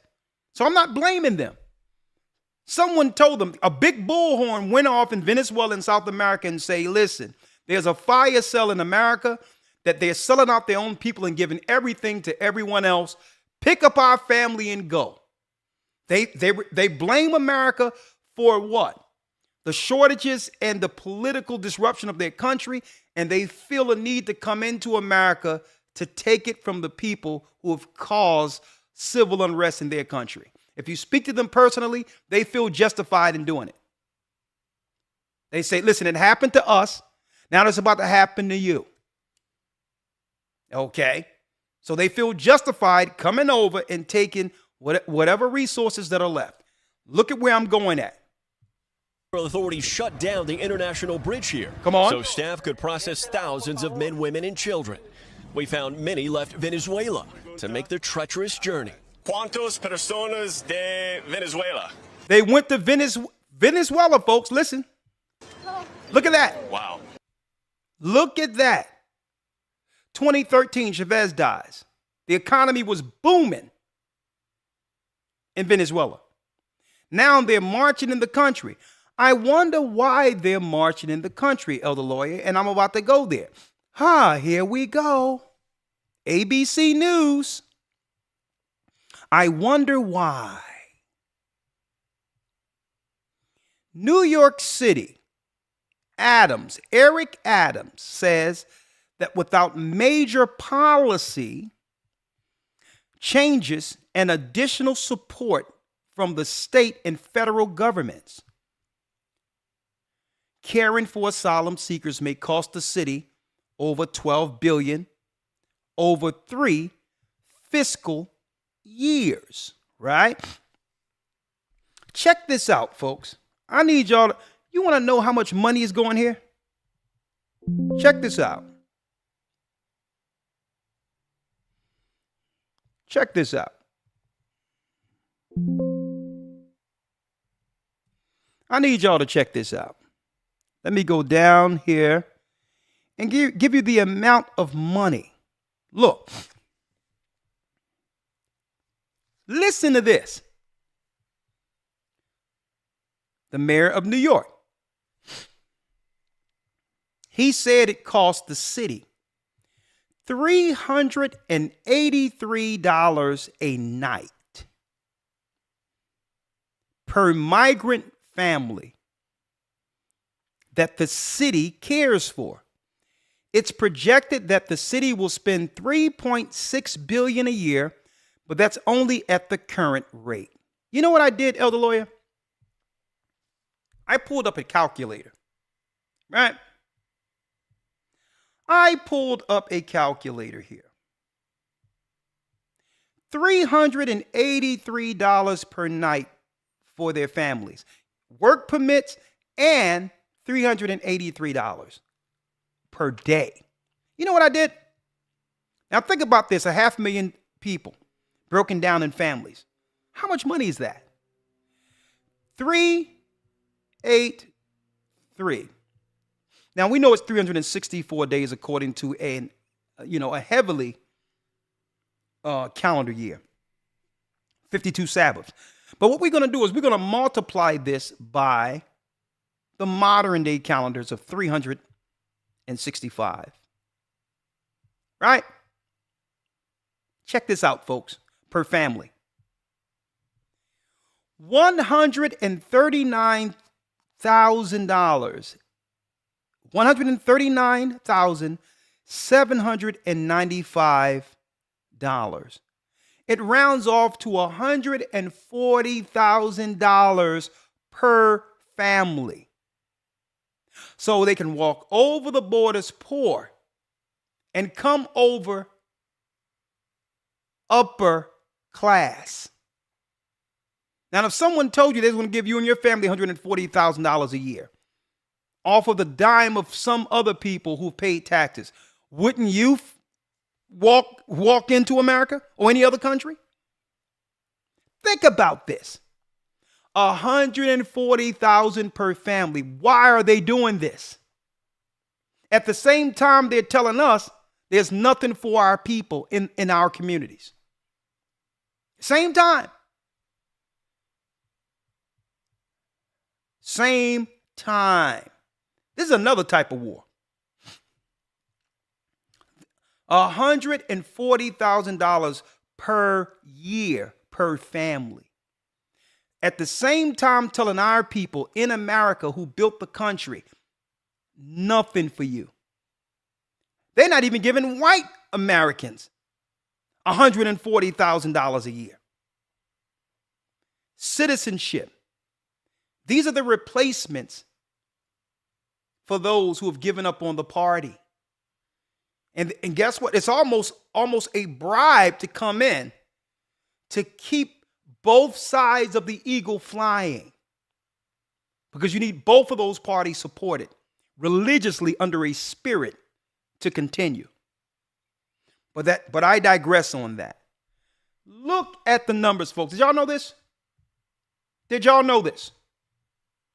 Getting that Academy, a lot of things we break down when it comes to news. Y'all see this? And they're telling you, look how he talked down on the so-called civil rights leaders. Shut up. Support the Hispanics. And don't forget from 1991, what they did to our sons, my brothers, my family. Y'all didn't know this, did you?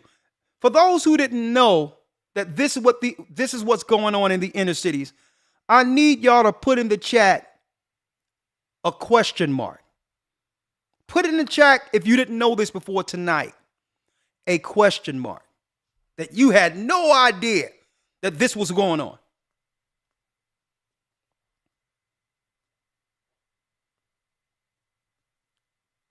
Put a question mark in there. I mean, do you blame them for coming over?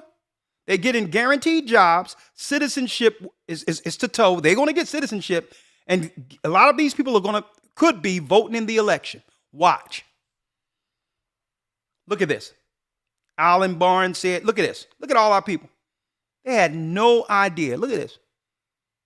You see this, Elder? Look at this. Yes, sir. Question marks all over the place. Look at this.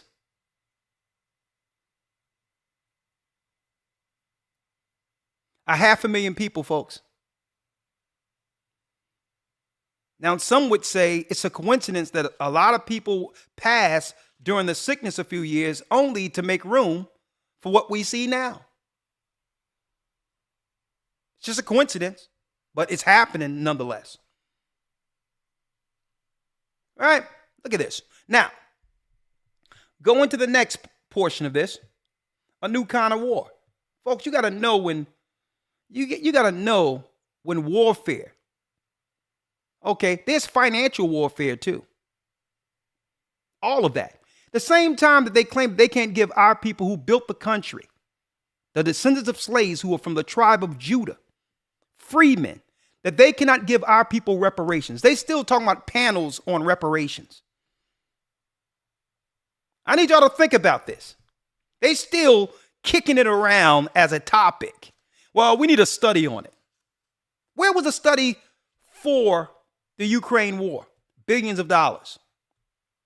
Now, some people are benefiting from all of this because you need what? You need certain people that are put over programs to process these people. And guess what? Usually it goes to other minority groups that are minority. And guess what? And guess what? Guess who else is a minority? White women are a minority. See? So if there's a minority contract to actually process these people, who do you think they're going to choose? A white woman who's a minority or you? Gays are a minority. So if there's a white gay man who's a descendant of a plantation owner, because he's a minority, he can be put in position over social programs and all of that in our community. Who do you think they're going to give it to first? Any programs doling out billions of dollars? You think they're going to give it to a gay white man or you as a minority, as a so-called black person? So that's the minority game they play on you. We do this for minority. No, guess who first in line? Guess who's at the back of every line? The tribe of Judah. See? I'm giving y'all some insight geopolitically how the scattering of Israel happens, right? Now, check this out. Check this out, other lawyer. I'm going to play this now. Fair use. While that's happening, something else is going on. And don't forget, this is the guy who put away my family, people on Diamond Street, Compton, in California, Chicago. But in particular, I remember the crime bill and how it affected and decimated our community. And after, let me tell you, after, folks, right after the crack epidemic, the whole block I lived on, we were like family. It was to a degree growing up in the 80s and 90s. Folks, when you grew up on a block, you started to believe that these people living on your block were cousins. That's how close we were. And after the crack epidemic, throwing people in jail, taking property, don't you know right after that they were able to dismantle the whole block? The whole block was dismantled. And then guess who came in and swooped in and took all that property? Temple University. Now what we have, fair use. If you think this news is something, be in the academy this Sunday, folks. Please. First week, we're gonna be dropping some serious info there. Of course, you know, we're limited to what we can say here, but wanted to give y'all some insights.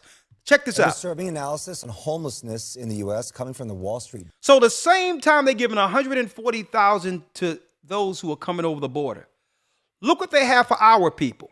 Fair use. A disturbing analysis on homelessness in the U.S. coming from the Wall Street Journal.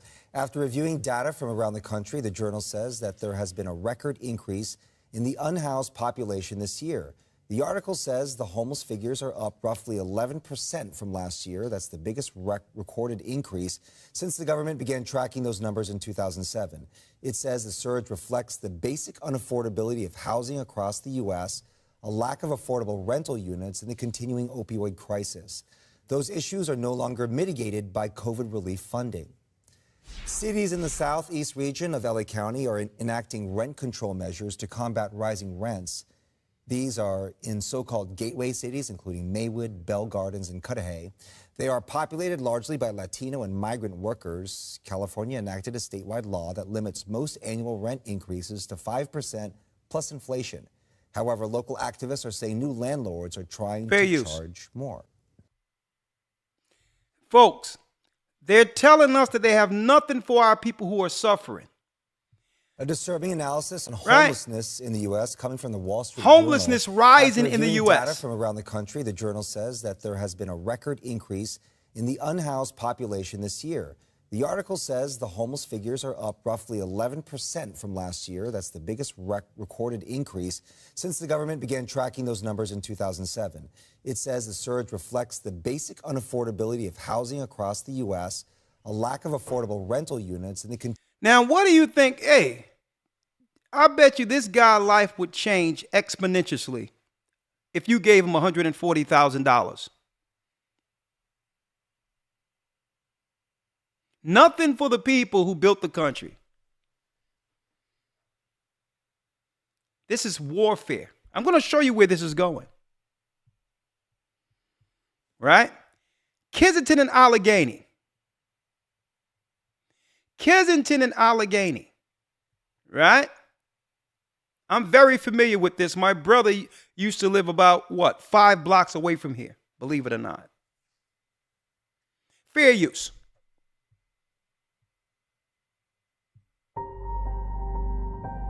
Everyone knows how harmful drugs are, right? But do you know what is even more harmful? The rise of synthetic drugs produced in China. The abuse of Chinese synthetic drugs has reached alarming levels in the United States in recent years. These substances are causing the worst drug crisis in the history of the United States. More than 1,500 people per week die from taking 1,500 people die per week taking fentanyl. The same time people are coming into the country, drugs are being just callously. Now, don't forget, folks, they have what? They have factories for fentanyl in China. You can't have that in the United States. But now it's killing our people, right? Targeting not just black people, but white people and other races of people too. You want to talk about another form of warfare.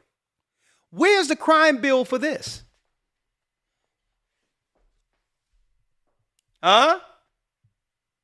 A matter of fact, for those who probably forgot about this, remember no soon as that administration got in, that they were giving out drug paraphernalia to make sure that drug dealers use clean needles and clean crack pipes? Oh, y'all forgot about that. Huh? Y'all probably forgot about that. Okay, let me type it in real quick. Let me type it in. Remember this? Now they told us, right? They told us, right? They told us, right? Listen to this clearly. They told us that if you were caught with crack cocaine the size of a quarter, then you're going to jail. 5 years, the judge can't say nothing out of Biden's mouth. Let's see this. Listen, Biden. Here you go. Biden gives out. I'm just going to type it in. Crack pipes. Let's see what comes up here. Uproar, New York Times. Uproar. Hold up. Listen. No, we can't do this. Let's do it right here. New York Times. Explaining. Oh, they trying to get me to pay for this. I'm not paying for this. New York Times, though.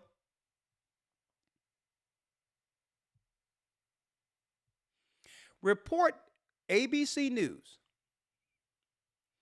Report claiming Biden was preparing to spend $30 million on crack pipes is false, right? The HHS says, right? But this is what they, check it out. This is what was there originally. Right? Let me get it. Because no sooner as we got on this in the inner city, they started changing directions. Right? Let's get it. What they said was they're going to distribute clean drug paraphernalia so that drug dealers don't overdose or get diseased from the paraphernalia. And it so happened that in the bag, because we showed it in the academy, in the bag there was a pipe there. Right?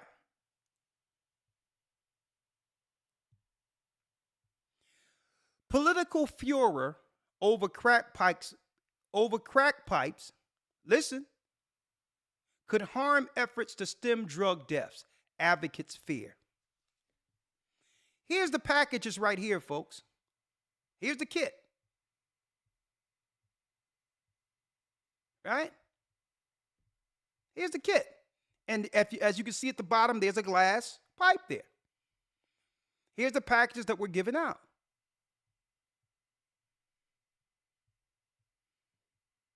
And I know because I have friends all in North Philly. They said, yeah, they were able to go and others standing in line. Right? And this is the same guy who locked us up for 5 years for a small amount of drugs. Right?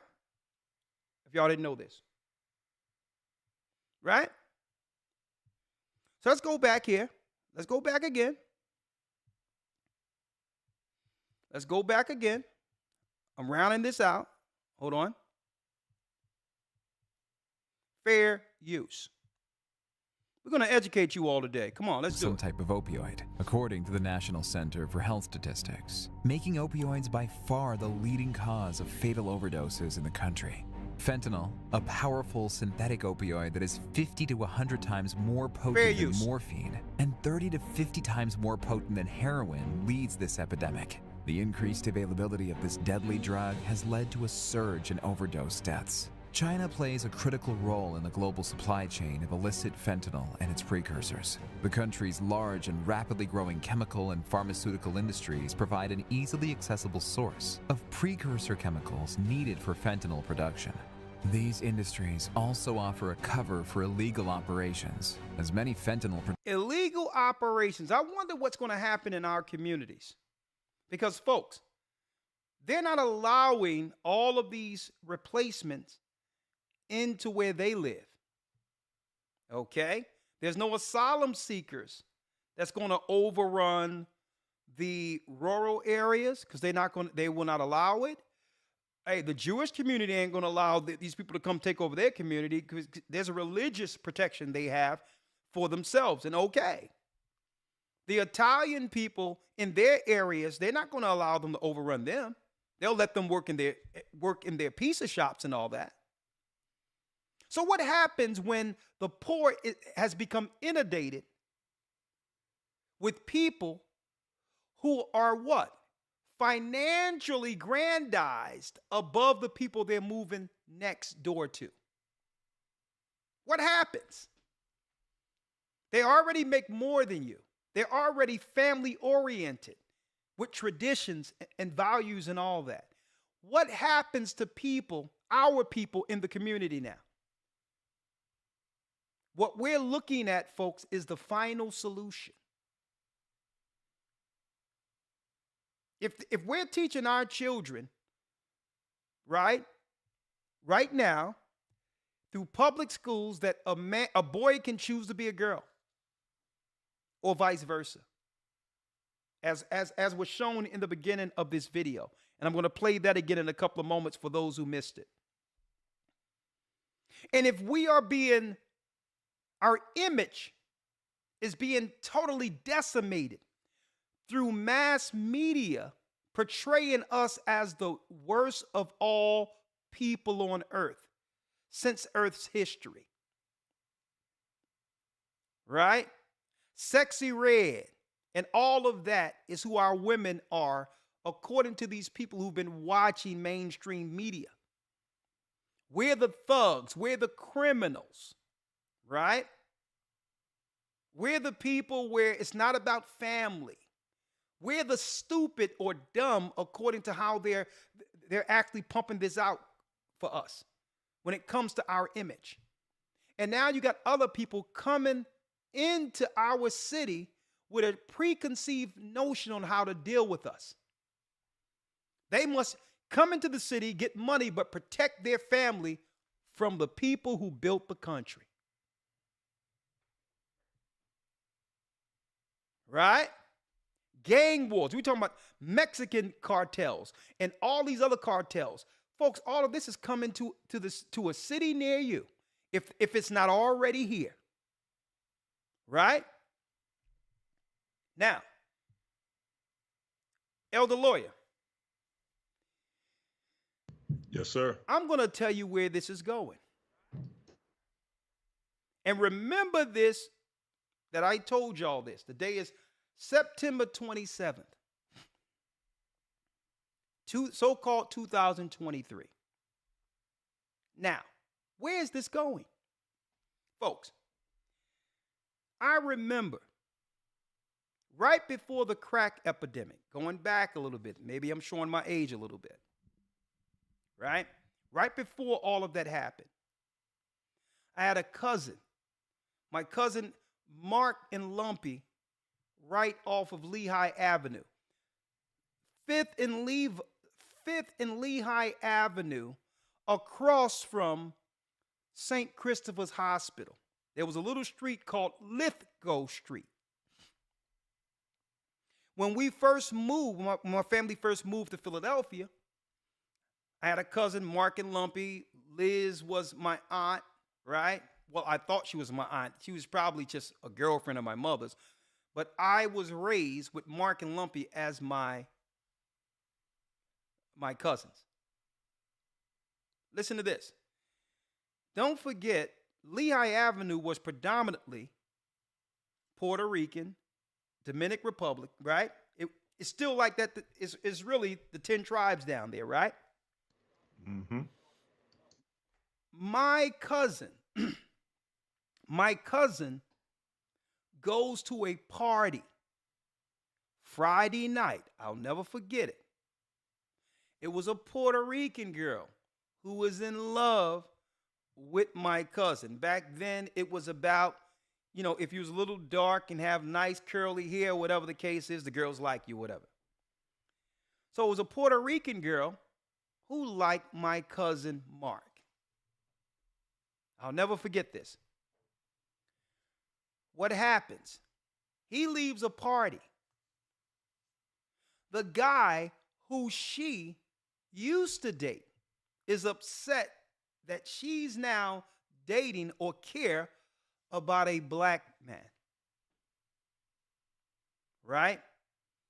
Now, they're no longer together, but it didn't stop him from tracking my cousin down in front of his door and killing him. I'll never forget it. I will never forget it. It's one of the first funerals I went to growing up. So what's going to happen in the inner cities? Killed him right in front of his door. Right? I don't know. I believe after it happened, he fled the country or whatever the case is. He still haven't gotten locked. No one ever, case closed, man dead. She goes on with her life.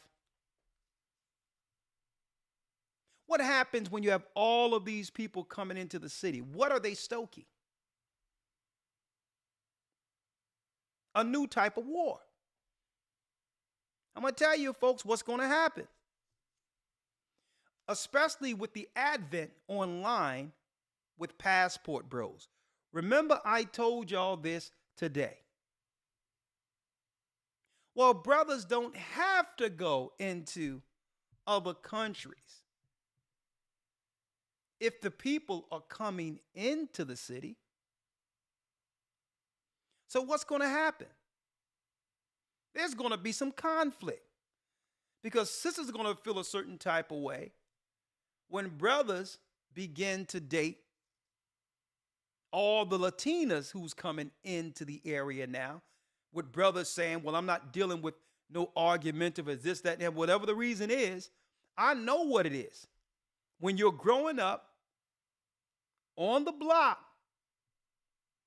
and there's a Puerto Rican family around the corner, okay?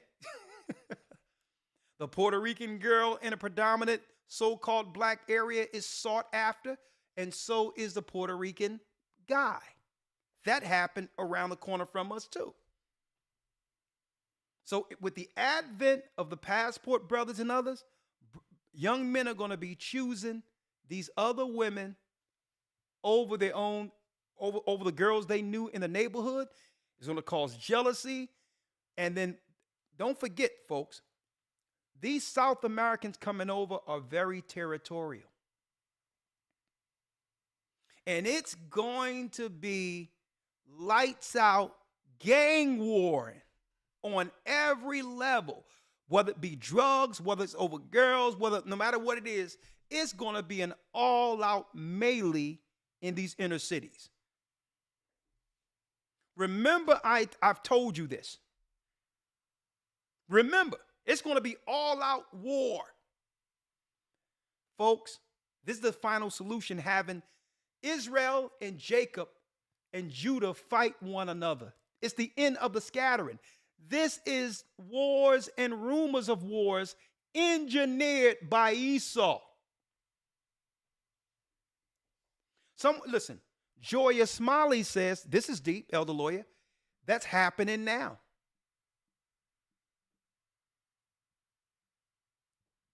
And someone says, Deep, this was heavily experimented beforehand. Yes, it was. Yes, it was. You are absolutely right. And David says it's almost like that here in Atlanta, Georgia. Right? Now, one other thing I wanted to show for those who missed it earlier, fair use for those who missed it earlier.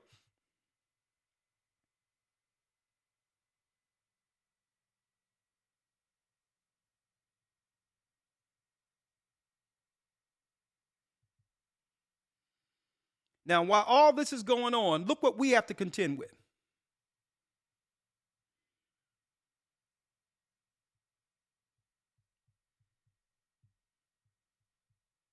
In for a rude awakening right here. Look at this. I don't know what this is. She ain't have none of this. Wait, what are you doing? Not. There's a sister ripping down a LGBTQ flag. While this is happening, this is what they're doing to our children, folks. This is what they're doing to our children. She said, "Listen, I'm not down with this." Not. Wait, what are you doing? Not. Stop that. I am not paying my. How dare you? I am not paying my tax money to support. Get out of this type of now. You cannot. Why do you have this hanging? And why do you have this hanging up in kids' It's part of the students. Here. No, it's not part of anything. That is uncalled for. Now, this person is hiding behind children because she's saying this is part of what the children are in our class. This is part of them. A grown, it used to be a biological man who identifies as a woman, and this sister isn't having it. Hats off to you, sister. Hats off to you. It's time for people to start standing up. You know, non-violently, but standing up nonetheless. It is. Not. Wait, what are you doing? Not. Stop that. I am not paying my. How dare you? I am not paying my tax money to support. Get out of this type of now. You cannot. Why do you have this hanging? And why do you have this hanging up in kids' It's part of the students. Here. No, it's not part of anything. That is uncalled for. We are paying you to teach history, and that's what you need to be teaching. Yep. Excuse me, this is a public school, little lady. You are excused. You are. Do you see what's on the side? No. This needs to go exactly where it is, in the garbage. You need to go in the garbage. I'm teaching my son to grow up to be a man. That's right. And I don't want you hanging a flag. I'm calling security. Hanging a flag up for you to sit up there and teach them the type of stuff I'm trying to keep them away from. I told you what would happen. I told you somebody parent gonna get mad. You need to be teaching history. Here's your tax dollars, your minority tax dollars, in good hands. This is what our people have been voting for, folks. This is psychological warfare on the highest level. Look up MK Ultra, folks. MK Ultra have gone mainstream. And this is to say, listen, I've been trying to keep my boys away from this. And I'm paying you as a teacher to come in and undermine me as a parent? Please. No, you need to be teaching history. Shut up. No, There it is. See, they're down with our sisters if our sisters are down with the agenda, folks. They don't really like you sisters. And I hope y'all see this. And what I found out, Elder Lawyer, when I looked into it, Sexy Red and all these other women, when you look at their videos, turn the music off. Folks, that's nothing but LGBTQ advertisement from the woman's side. That's what it is. It's woman on woman love they're pushing, quasi, pseudo, under this. The videos are really LGBTQ videos.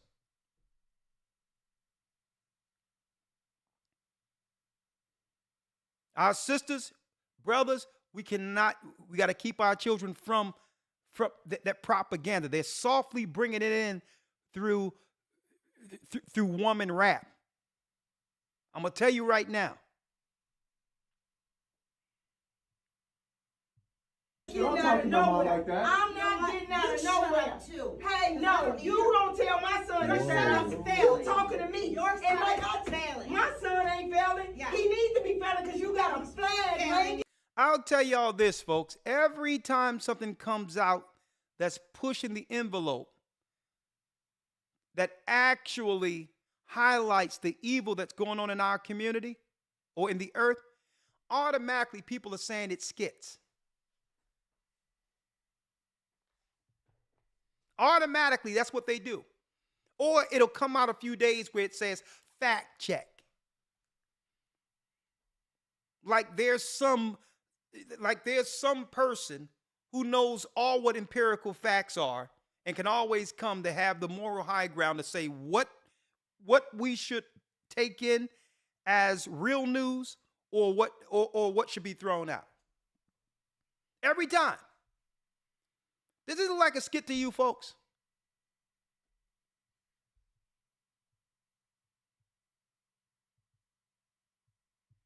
Flag. I'm calling security. Hanging a flag up for you to sit up there and teach them the type of stuff I'm trying to keep them away from. I told you what would happen. I told you somebody here gonna get mad. You need to be teaching history. 33, please. No, you need to be teaching history. Shut up. No, Get out. I'm not getting out of nowhere. like that. I'm not getting out of nowhere. Too. Hey, no, you don't tell my son he's failing. You talking to me. Your son is failing. My son ain't failing. Yeah. He needs to be failing because you got a flag hanging because up of you. over the United States of America. You need to. Yeah, that flag is covering. I wanted to show that. Also, last but not least, what's going on, Elder Lawyer? Fortune. Didn't I tell you, Elder Lawyer, and I said it years ago, before everyone decided to listen to what the solution that they were trying to push years ago? I said that don't be surprised if you begin to hear some what I would call mysterious behavior when it comes to criminality and acting out of the norm for those who decided to actually listen to what they were pushing. I said that. Mm-hmm. I said you're going to find some inordinate behavior that's abnormal, right? I said that there's going to be some behaviors, some questionable behaviors that we haven't witnessed in number before the so-called cough, right? Fortune has a report. School kids are so violent coming out of the pandemic that they're sending teachers to the hospital. But an expert says to resist, get tough approaches. So the children are going mad, fighting and putting their own teachers in hospitals. And this is happening all over the United States, folks. At the same time, other people are coming in. Folks, you cannot make this up. This is Bible prophecy. This is war. This is war, psychological war, biological war, displacement war, cause an issue in Venezuela in which they'll need to become asylum seekers, only to replace them with the people you don't like or want to have anything in the United States. This is how you pull a plug on a superpower. And they have to wage war this way against Americans because Americans have the right to have guns. So they can't send a standing army against America because why? Americans would join together, regardless of race, under the Constitution to protect their right to live. So they came up with other ways. Folks, don't you know a standing army can come in other ways? Without jackboots, without fatigue? They can come in by just taking your resources and finances and giving it to other people who are financially overjump you in your country. Automatically, that's how you do it. You just replace the people right up under their noses and then have people just drop dead for no reason at all, can't attach, they're just dead, and replacements will just come on in as if nothing happened. And let me show you again where it all started. It started well before this, but I just want to give y'all some updated history for those who have forgotten it, right? Look how sweet this is. Look how sweet this is. Wars and rumors of wars, Elder Lawyer. Check this out. Look how sweet this is. 1991. But let's look at the facts. Okay, Democrat too. And guess what? Liberals have been what? They have been the infantry for Satan to destroy us in our communities. Liberals is, when you look at the word liberal, folks, it's do as thou will. How did they attach us to this party? Do as thou will is Satan's credo. It's his credo. Do as thou will. Break God's law and enjoy doing so on the highway to hell.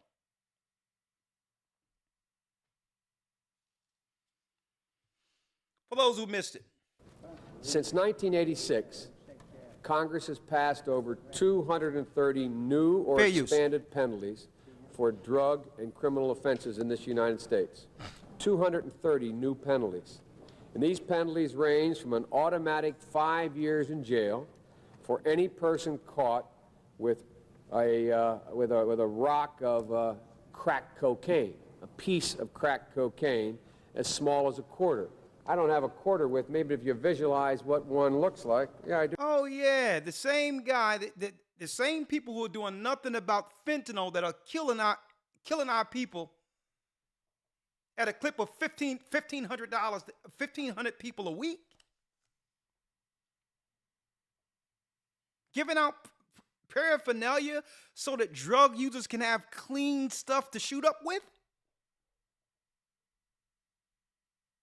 I care so much about the drug dealer. I want to make sure that that needle is nice and clean. Okay? They need good needles.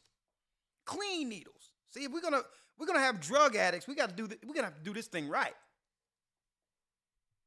Same people. I do have a quarter. If you have a piece of crack cocaine no bigger than this quarter that I'm holding in my hand, 1/4 of $1. We passed a law through the leadership of Senator Thurmond and myself and others, a law that says if you're caught with that, you go to jail for 5 years. Look at that. You get no probation. You get nothing other than 5 years in jail. And why is this so wrong? A 19-year-old who's doing this will have an entirely different outlook on life at the age of 25, 30. Right? So I'm not justifying, there shouldn't be in a drug. Let me tell you, drugs and all that is pharmakeia. It's sorcery. It's satanic. I'm not justifying nothing. But you can't expect a 19 or 20-year-old to think like a 30-year-old. There's no room for our people to make one error. 5 years, guaranteed, without question. The judge have no say. And then you have to go to jail and protect yourself from all types of criminality. Now, we're talking about a nonviolent crime. 5 years, they were just snatching people out of our community. Young men. And not just any men. They were targeting the warrior class of our people.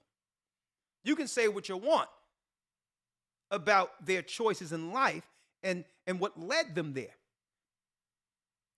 But there's calculating thinking for those who were operating doing that. Okay?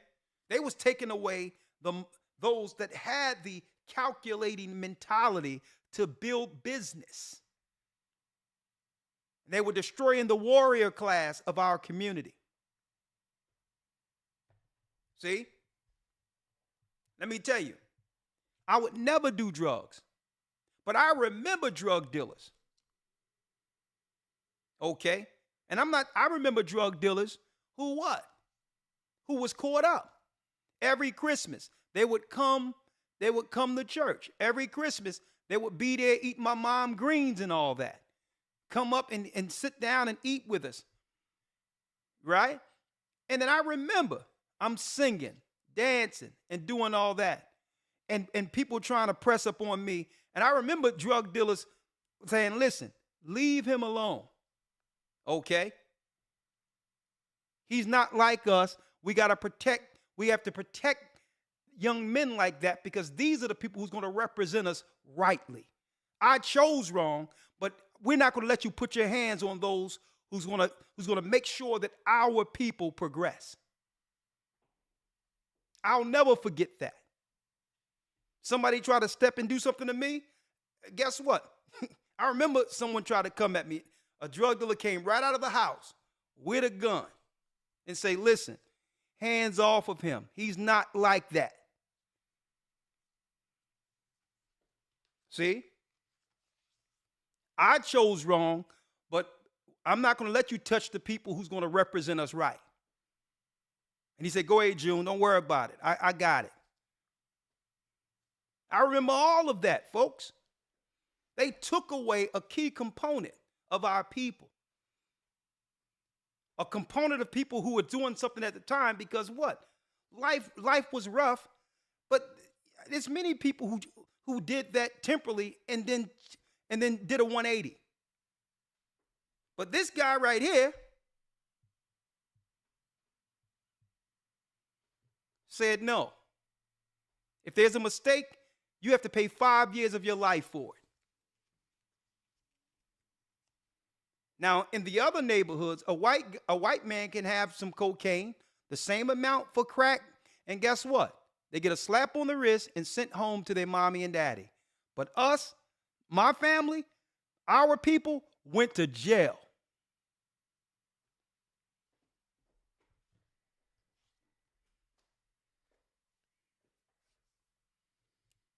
Now look at our communities. Decimated.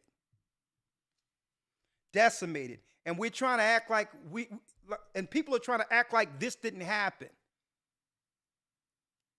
And I'm going to show you the power and sorcery of the media. While this was going on, guess who was hanging out with Mike Tyson, Michael Jackson, and was popular in our community? Donald Trump. At the same time this guy was locking us up, Donald Trump was known as a popular figure to be respected in helping Don King and all of that. Now, this is not a public announcement to say become Republican. I'm just showing you the sorcery that comes with what? The media. They can turn you from what? A friend to a foe overnight just by talking. That's the power of that satanic media.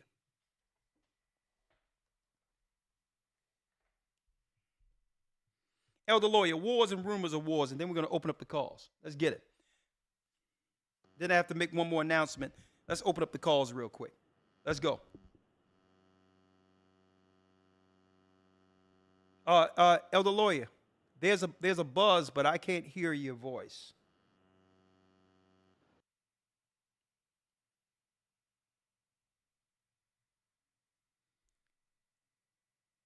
Hello? Oh no, there's a buzz, but there's a buzz from your microphone. But you're muted. Can't hear you at all.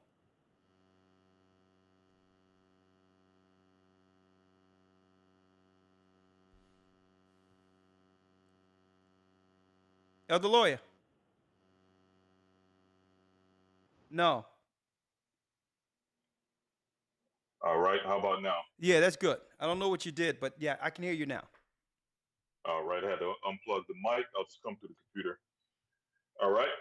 Reading Matthew chapter 24, verse number 3. Okay. And it says, Matthew 24 and 3. Let's read it. yes, sir. And as he sat upon the Mount of Olives, the disciples came unto him privately, saying, tell us, when shall these things be, and what shall be the sign of thy coming and of the end of the world? What shall be the sign of thy coming and the end of the world? Read. Jumping down to verse number 6. And ye shall hear of wars and rumors of wars. You shall hear of what? Of wars and rumors of wars. You shall hear of wars and rumors of wars. Now think about this. There's a financial war being waged that have always been waged against our people. I showed y'all today. People coming over poor from South America will have the money to live middle class over our people. $383 a day it takes to house an immigrant family, which breaks down to $140,000 a year per family. At the same time, our people here can't even make ends meet.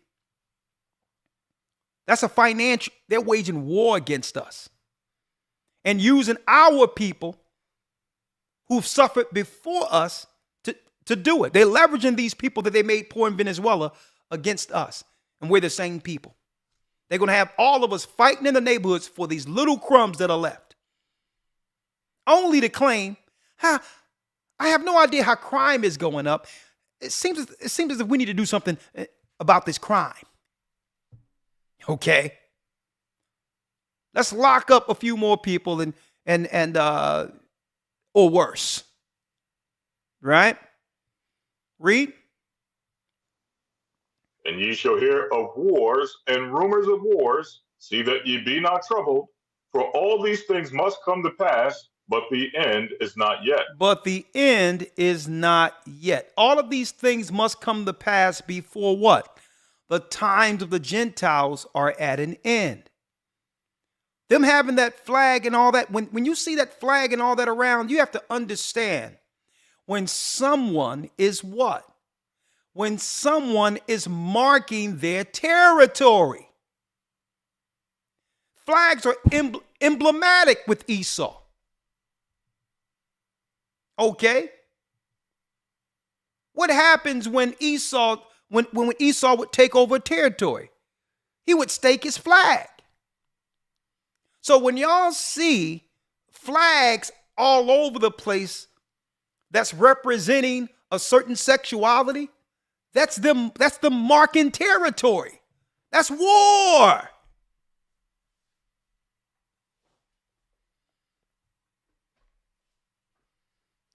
So when the Christ says wars and rumors of wars, the only thing we're thinking about what? Hiroshima and Nagasaki. We're thinking about World War I, World War II. We're not thinking about the psychological wars, biological wars, things like Tuskegee experiment and how that's playing out even till this day to some degree. We're not looking at financial wars, social wars, urban wars. I mean, look at what we just went through the last couple of years where almost everyone lost a loved one and people are falling out dead with no explanation right now. If people can die like this, why pay the military to do anything if you're getting the same outcome? Right? And I'm going to tell you something about the benefit of government replacing you with non-citizens. They have something to hold over the immigrants' heads. If these people act out and begin to ask for something, they'll be deported. See? And that's the leverage they don't have over our people who built the country. Because outside of being so-called black, we're citizens. They can't hang that. We can ask for something. Why? Because we built the country. So that's leverage. They let them over to leverage them against us. But as soon as they get out of line, there's a threat that they can be deported. This is why they need what? Obedient servants who will have no pushback against government. Wars and rumors of wars, read. Verse 7. For nation shall rise against nation, and kingdom against kingdom. Kingdom against and kingdom. There shall be, read. And there shall be famines, and pestilences, and earthquakes in diverse places. All these are the beginning of sorrows. All these are the beginning of sorrows. We're living in the end of days, where they're displacing whole countries of people systematically, causing issues so they can destabilize and use these poor people that they've made poor to destabilize other countries. This is how America falls according to the Bible. And this is how all power goes back to Rome, Europe. Because America isn't America at all if there's no Americans left. See? This is how they deteriorate Babylon, the quality of Babylon, with people who are used to a lower standard. Now, suppose that happens and other people have children who are saying, well, at least what we have here is better than the country we fled from. So when the standards are lowered, it's lowered for everyone. See? Babylon the Great is fallen. It's fallen. It's systematic. It's systematic. This is warfare. And you know what? Eventually it falls all together. And the people they're letting over the border, eventually they're going to double cross them. But not before those people do their will. Eventually they're going to double cross them. But right now they need them politically as leverage to destroy us, specifically the tribe of Judah. But I'm going to say this, and I'm going to say this to the brothers, and I'm going to say this to the sisters real quick. Let me say this. Even if you're coming over the border, I need y'all to understand, we're not your enemy. You're not our enemy. We're brothers. We're sisters. Don't let the enemy leverage you off against your own people when we're here to help save you. The Bible tells us that the love of money is the root of all evil. Don't let them pay you off to come against your own brother and sisters, because the reason why you're seeking asylums is because of these same people who destroyed you since the conquistadors came. It was Esau who decimated your families, not us. And understand that the Most High said that we would all come together one day under Christ. We would come together as brethren. No more split under two kingdoms like we once were after the sin of Solomon. So let's turn what Esau doing for wickedness. Let's turn that for right. I'm not going to treat my brothers and sisters a certain type of way based on Esau using them as a political pawn to leverage against our people. And this is what Esau is betting on. He's banking on us doing what? Going to war against our own brothers and sisters in the inner cities. That's what they're banking on.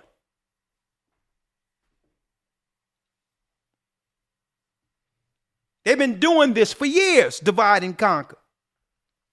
But the Most High said something else is going to happen.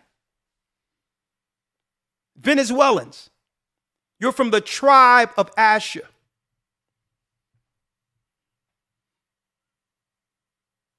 Esau have you coming over here as political leverage against the people who built the country. Understand, any rights that were afforded for any people throughout the world first came with bloodshed and our people standing up for what's right for you. Even if we didn't know you, when we stood up for civil rights, it meant something to you. We've always been the sacrifice and stayed and stood on the front line and shed blood for your advantage, going all the way back to the cross. Going all the way back. It was the Romans who came and gave y'all that hacky Roman Catholic pagan religion. It was us. That's right, Judah, the tribe of Judea, who delivered the gospel to this earth. And without that, you wouldn't have Catholicism. You wouldn't have Christianity. We have always championed freedom. We had brothers like Martin Luther King and Malcolm who took a bullet. We've always stood up for what's right when it comes to civil rights, even if it meant spilling our own blood. And we didn't just do it for us. We did it for you too, which is given you. It's through our civil rights and us dying, that alone give you entry as a minority to become a citizen.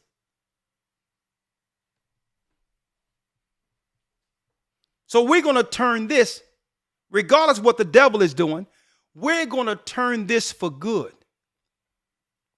And say, brother, when you come over here, don't listen to what they're telling you at the border, that you're here to destroy us or stay away from us, that we are a separate people.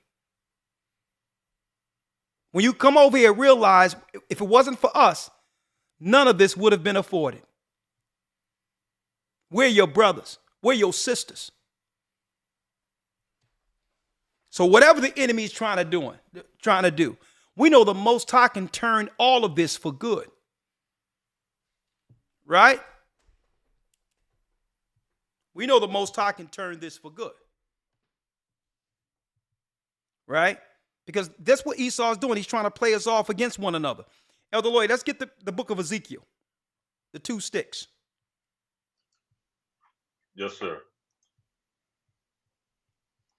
This is Ezekiel 37 and jumping down to about verse number 15. Okay, let me grab it here. Ezekiel 37 and 15. Let's read it. Yes, sir. The word of the Lord came again unto me, saying, Moreover, thou son of man, take thee one stick and write upon it for Judah and for the children of Israel, his companions. Then take another stick and write upon it for Joseph, the stick of Ephraim, and for all the house of Israel, his companions. So the Most High told us, according to Ezekiel, to put a chart together. Have Judah on one side and have Ephraim, which is the other 10 tribes. Ephraim was the king over the other 10 tribes, like the tribe of Asher. And say, put them all on one stick together. That's your sign. He gave Ezekiel this sign. I don't know how people today is going to come out and try to ascribe this to a man, but even though I respect High Priest Ariah as a teacher who came before us, okay, what Ariah was bringing forth was history. He's not responsible. He's not the one who came up with the 12 tribes chart. The chart was given to prophet Ezekiel. And it was up to us to take this prophecy to bring our people together under Christ. Okay? Ronald Sanders, the Lost Tribes in the Promised Land. That's history. where you can go into that book to prove that Montesinos and others, when they spoke to North American Indians, the North American Indians were speaking what? That's right. They were speaking Hebrew in the land before the Edomites came here. So you can't just say, well, this man came up with it like an angel gave it to him. No, Ezekiel 37 is the chart. And there's history to back it up. That the 10 tribes that were over here in Ohio, the North American Indians, Mexico, you are all from us. We're from the 12 tribes of Israel. You're from the northern kingdom, and we're here to tell you we're Judah, and we're bringing you back home. We're bringing you back home. You are our brother. Don't let Esau use this evil divide and conquer. He know that we've been standing up for reparations. So what he's going to mock us now and say, you know what? Since you're asking for reparations, we're going to give billions of dollars to the 10 tribes, and they're going to proxy war for me. That's what they're doing.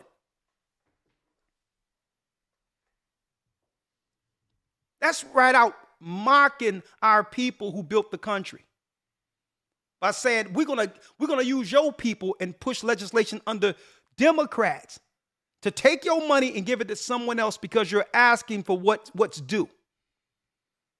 No different than Pharaoh telling us to do what? Pharaoh, as soon as we stood up and started speaking for ourselves in Egypt, Pharaoh said, you know what? Build bricks without straw. They're doing the same thing politically now. We're going to give your money to the other tribes and use them as leverage to destroy you. Build bricks without straw. But Esau, you counted out one key component. Who you counted out was our God, Ahiah. You think you're bringing them over the border for war, and there will be some war. But many of these tribes are going to come back to the truth. The truth you've hid from them. And we're going to teach them. You counted out our God, Esau. Everything you're doing for negative, the Most High is going to allow us to utilize it for good. A lot of these people coming over the border are poor and believe that they're coming over here just to get a quick paycheck. They're going to come over Venezuelans, and by the time they leave America, they're going to proclaim the name of Asher. Let's read it. Come on. Yes, sir. Verse number 17. And join them one to another into one stick, and they shall become one in thine hand. And they shall become one in thine hand. Read. Verse 18. And when the children of thy people shall speak unto thee, saying, wilt thou not show us what thou meanest by these? So they're going to see us speaking. And they're going to ask us, what do you mean? I'm Venezuelan. I'm this. I'm this. No. When they ask you, when they see Asher and then Venezuelans and Colombians over here, they're going to be like, what's this? And the prophets said what? Read. Say unto them, thus saith the Lord God, behold, I will take the stick of Joseph, which is in the hand of Ephraim, and the tribes of Israel his fellows, and will put them with them, even with the stick of Judah, and make them one stick, and they shall be one in mine hand. And they shall be one in mine hand. Read. Verse 20. And the sticks whereon thou writest shall be in thine hand before their eyes. They'll see their true identity.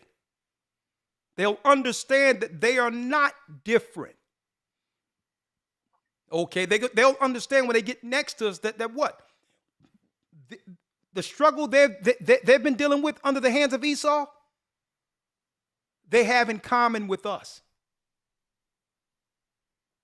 See, they're going to start realizing, hold up, they're telling us that you're this, that, and the other, but when I'm around you all, you have the same tendencies and habits that we do. Right? You just want to be left alone with family and enjoy your children. They're going to realize we want the same as they do. I remember going to Hawaii years ago. And at this time, when I went to Hawaii, Elder Lawyer, I was still, UPK, and I went over at the beach in Hawaii, and at this time we were calling under REI's breakdown, we were calling the Hawaiians Japheth, saying they Japheth the beautiful people, and erroneously teaching that. And we were telling people that Asians were Chinese and Japanese. I mean, not that Chinese and Japanese were Moab and Ammon. That's what we were teaching. That Asians were Moab and Ammon, wrong. And we were teaching that the Hawaiians were Japheth. But when I went over there, even though I had a preconceived notion based on the teaching, I was on the beach in Hawaii, relaxing, vacation a little bit, and some Hawaiians came by. And, you know, he said, hey, you want a beer? And they crack open a little beer and was talking, and their conversation, I'm like, these people aren't Japheth. These are our people. I started to see how familiar they was when it comes to habits and all others. And I said, they're no different than us. And that's when I did the research and found out that that's right. Hawaiians are from the tribe of Naphtali. See? So when they come amongst us, they're going to realize the image that's being portrayed from the industries is the minority of our people. They're going to see that we all have the same thing in common. And by so, what? An opportunity to show them who they are. We're Israelites. We're at the end of the time of the Gentiles. Let's not fight against one another. Our empire will soon come into fruition. See? Read. 21 yes, of the sir. Lord. Verse number, yes, sir, 21. And say unto them, thus saith the Lord God, behold, I will take the children of Israel from among the heathen, whither they be gone, and will gather them on every side, and bring them into their own land. And bring them into their own land. Read. 22. And I will make them one nation in the land upon the mountains of Israel, and one king shall be king to them all. That's Christ. And they read. And they shall be no more two nations. They shall no more be two races. Because right now, you have our people believing that the Hispanics are a separate race. And they think that we are a separate race. And this is why Esau is trying to use them to leverage off against the darker tribes. See? Esau is trying to use them as an extension of themselves being the minority. See? That's right, folks. This is social war they've waged. By leveraging off, by extension, the 10 tribes who are lighter and making them an extension of the Edomite race to war against us. Okay? Read. And they shall be no more two nations, neither shall they be divided into two kingdoms any more at all. Neither shall we be divided into what? Into two nations, into two kingdoms any more at all. When did we become two kingdoms? At the split of Israel after the sin of Solomon. 721 BC, almost 700 some odd years before Christ was born is when this happened. Where the 10 tribes were divided and a lot of them came over to the Americas, according to 2nd Ezra, the 13th chapter. And now we meet again. Now we meet again. They call you asylum seekers. But the same man, the same people who destroyed your country after Chavez is now trying to use you to destroy us. Okay? But looking at this and viewing this politically, we play into Esau's hand if we look at it as if the enemy's coming over the border.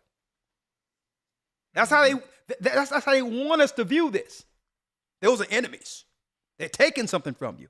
And they are taking, no, you're giving what belongs to us to them to leverage them against us in war. That's how we need to look at this. Because guess what, folks? If they really cared about our people, if they cared about even their people here in America, all that money, those billions of dollars would be going to who? Would be going to the people who are suffering here. So they're pulling the plug on America. That's what they're doing. And turning it into a third world country. They don't care about Americans. But they know at the end of it, if they cause these ills to happen, who suffers more than any other group? It's usually our people. So even though other people will suffer, we'll be decimated. That's what they're banking on.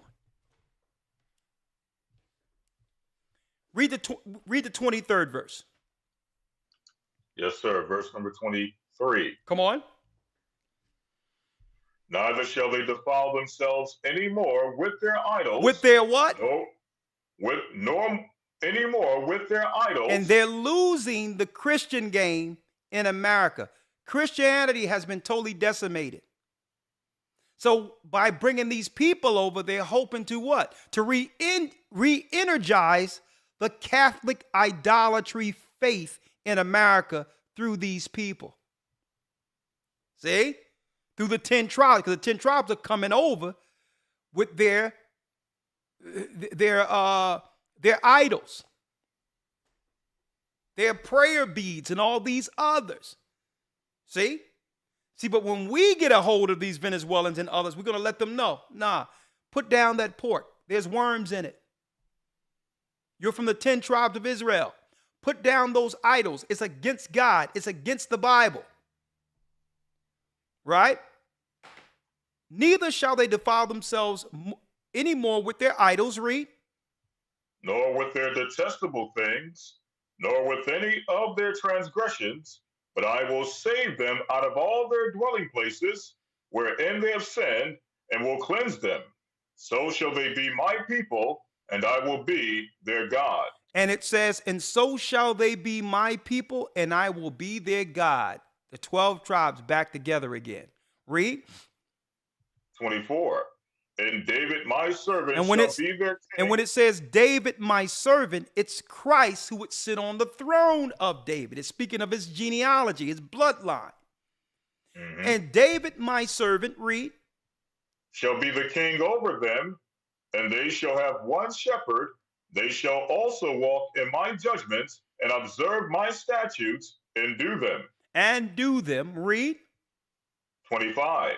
And they shall dwell in the land that I've given unto Jacob my servant, wherein your fathers have dwelt, and they shall dwell therein, even they and their children and their children's children forever. And my servant David shall be their prince forever. And it's speaking of Christ. Read. 26. Moreover, I will make a covenant of peace with them. It shall be an everlasting covenant with them, and I will place them and multiply them, and will set my sanctuary in the midst of them forevermore. That's right. Heaven is coming to earth. And what is the Bible prophesying here? The kingdom united like it was before the sin of Solomon. Our empire once and for all. And hence the reason why they detest our people. Let me show you who's over in Israel. See? Look, they claim they for asylum seekers and all that. And as of July, even up until this time, they're talking about deporting Hebrews, our people, out of Israel. So I thought y'all was for humanitarian rights for all people. The same time, they're trying to push our people who was originally in the land and on the land out. They're in other countries, African countries, asking them, saying that not only that, I'm going to tell you, outright stating that they're going to sanction African countries if they don't accept the LBGT education in their countries. This is what the scattering and the destruction of God's people politically looks like. And you'll never understand why they keep doing this against us if you don't understand your true bloodline right according to Bible prophecy. The only thing that makes sense is that their time is up and they're trying to do everything to stave off Israel, the children of Israel, from coming into power.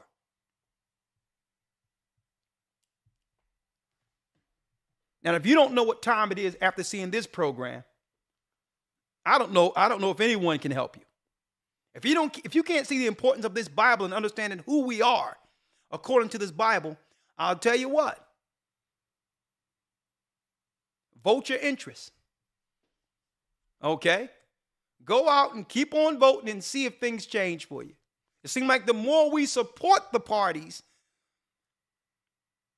right, and vote for these parties, the more we do so, the more they show us that they're our enemy. Because you don't understand the religious spirit, the psychology of going out there in hope of anything outside of who you are according to your God. And the only hope that we have is going to come from the outside of our political system.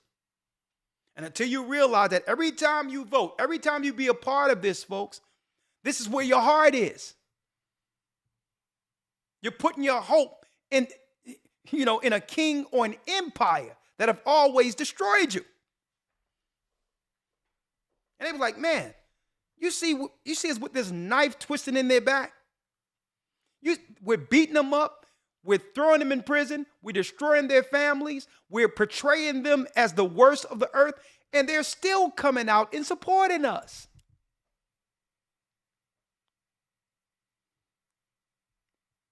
Right?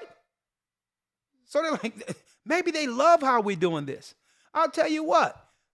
Let's take their tax money and give it to other people. Let them come in and destroy them because this is what they're voting for. They just love pain. And they don't even realize that we're the Edomites, their big brother that's doing it. And they don't even realize they're Israelites and they're between the crosshairs. Why? Because our people, Judah in particular, is the only threat prophetically against their empire. And that's really what it comes down to. The battle in the womb, Rebekah's womb, Jacob and Esau. And they're willing to leverage off and bribe everyone else to keep Jacob on the bottom. Wake up, folks.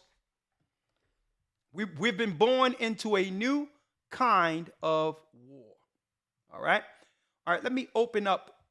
Okay, hold on. Let me open up the phone calls. Before I do, I need to make an announcement real quick.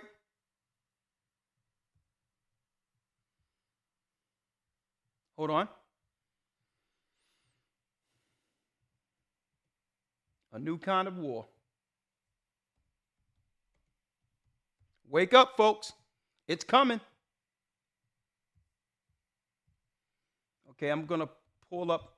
I'm not going to stay on the calls too long tonight because I had a long broadcast going into Hebrew and Bible Academy Week. And yes, I'm chopping at the bits. The bit here. I can't wait for Sunday. That's right, folks. I cannot wait. It seemed like it's been forever since the last academy, right? The enrollments are open.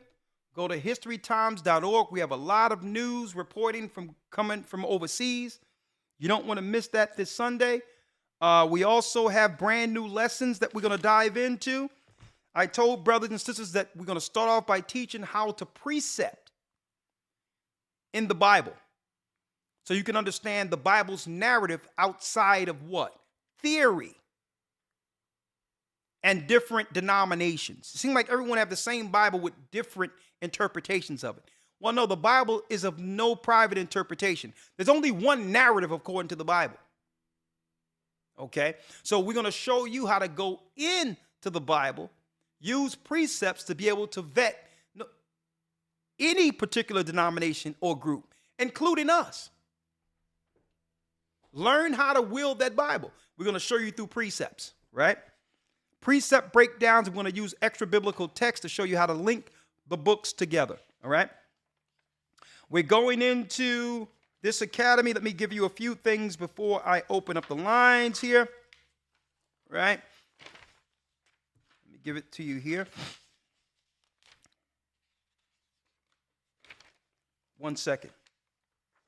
We're going to also break down, let's see here. I think I have it here. 1 second. We're going to also break down in the academy judgment, the judgment for rebellion. The judgment for rebellion. We're going to go into what? The underworld. Hades or hell. That's right, the realm of hell. Not only will we go into the biblical history of hell, but what ancient civilizations taught about it. It's real. It's not metaphorical. Hell isn't a condition on earth. That's straight garbage. Okay? And that garbage goes against what? The judgment that Christ would go into hell for 3 days to do what? To take the power to release those souls in the day of resurrection. If there's no hell, where are the people going to be resurrected from? So all this, and it sounds smart and witty. Oh yeah, hell is a condition and heaven is a condition on earth. Utter nonsense. We're going to go into the extra biblical text. We're going to go into the true book of Solomon, the Testament of Solomon.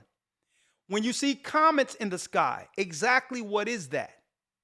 You know what comets are? They're demons falling back into the earth, and we can prove it. That's right.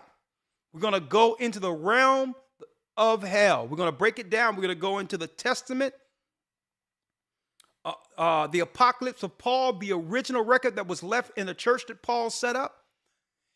Because why? The Most High showed him the underworld. That's right, the judgment in the underworld.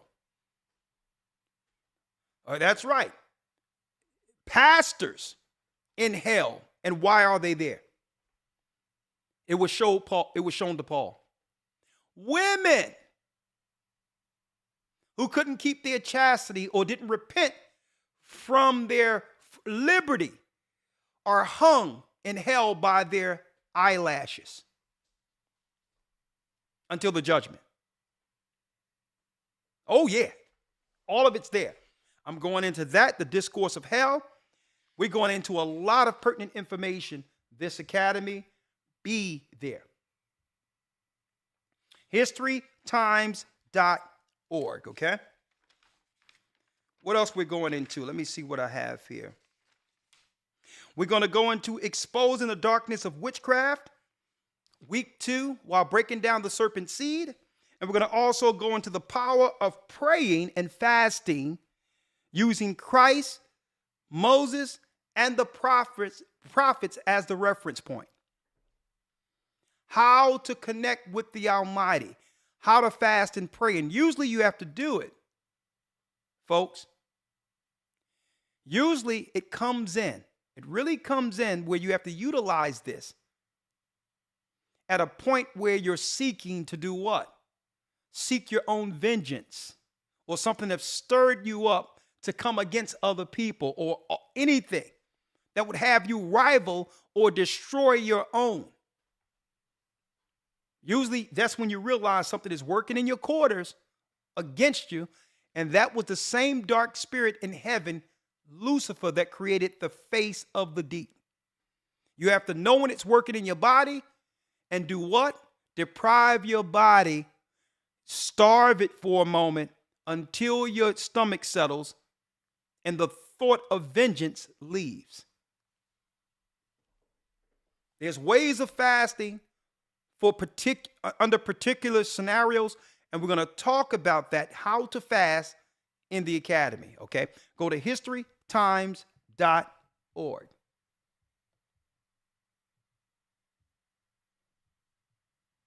Oh, y'all didn't know about that judgment being hung by your eyelashes.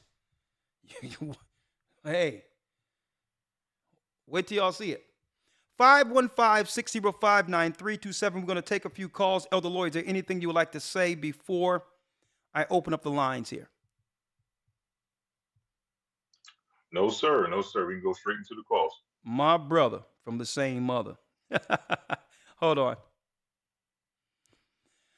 All right. Blog Talk call in.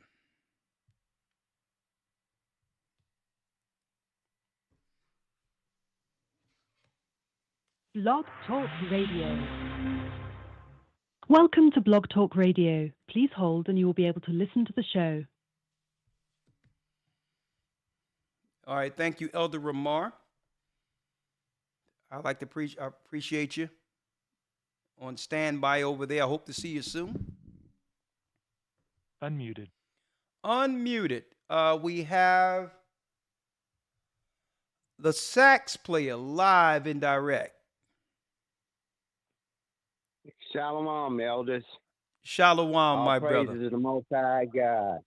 Thank you, brother. I'm sorry for not showing up. The Saints go marching in.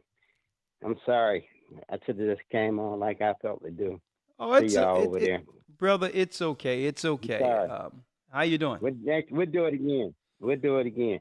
I want to give all glory and praises to the Most High God for what He's done for me in my life, in this ministry, and the great work you young men are doing. And He showed up today because my wife, she was in the hospital. She had to have a hip replacement. Okay. And the James 5:16 came through. Affectionate, fervent prayers. Man. Yeah. Praise the Most High. I mean, all the people in the church, man, from Bishop Anya to Sister Thakana, man, it's overwhelming, you know.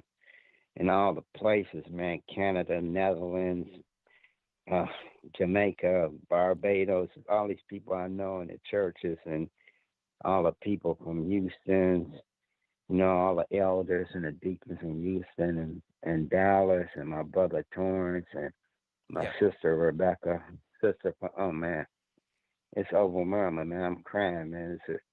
The doctor, I was talking to him, and he said it went perfect. Good. And I said, it's only one perfect person that's perfect is the Most High God. He said, yeah. And I said, I think there's some angels in with you. I said, don't you know it's one of the disciples was a doctor? And he said, yeah. Wasn't that Luke? And he said, all praises. I said, boy, this guy must be listening to GOCC. And it's incredible. They did it in incredible time. It didn't take more than an hour and a half to do that, you know. And I'm like, wow. Well, and I was coming in the car, and I was singing some praises. My praises is my weapon. And my wife, she turned the radio on, put you on. I said, okay. Praise the Most High. Well, you know, we'll be back. She got the instrument playing. Well, I'll make sure we put a prayer up for her, and I'm glad that her, you know, that the Most she's High. All right. She's listening right now. She's in the hospital. She's recovering. She'll come over home tomorrow. You know, it's so many people I would like to thank. It's like, it's too many, man. It's like 190, 200 people is praying with me on social media. Well, you know, you mean so much, brother. You mean so much, you and your family, to this work. Since, I mean, you never look back. You've always supported the work. And, you know, it's times like this that we understand the importance of this body. And, you know, we'll always be there for you. Wonder. Absolutely. I just wonder if all of us could get on one accord about something. And you said it, the Most High God to move heaven and earth. If all of us got on one accord together in this ministry, it would be something else. Brother, it's happening. It's happening. It's happening. And you know, it's crazy. You was talking about the situation. I was looking at what you was talking about, and sometimes I want to cry. I got this message on my phone. I'm gonna use your words. fair use. And I'm going to use my AKA name. Hi, sax player. My name is Margaret. W/Black Voters Matters Rights. Are you voting and registered? The deadline in my state is in October 10th. Verify to see if you're registered now. Are you registered to vote? I said, Margaret Thatcher talking to me. Margaret, I'm like, what is this stuff? I'm looking at this on my, I said, these people is crazy, man. It's over with. Babylon is fallen. I already voted for Christ. There it is. That's it. That's over. I ain't got nothing to do with y'all, man. Well, thank you. Sending me these messages, Margaret. Well, thank you, my Black brother. voters matter. It's fine. Lord. Well, I have to go to the next call, brother, but I like to say okay. I'm back on Patreon. God bless you, and thank you very much. Bless you. I'm back on Patreon this Friday, so I'll see you there, okay? Okay. Thank you. God bless. Bless you. Oh, praises. The surgery went well.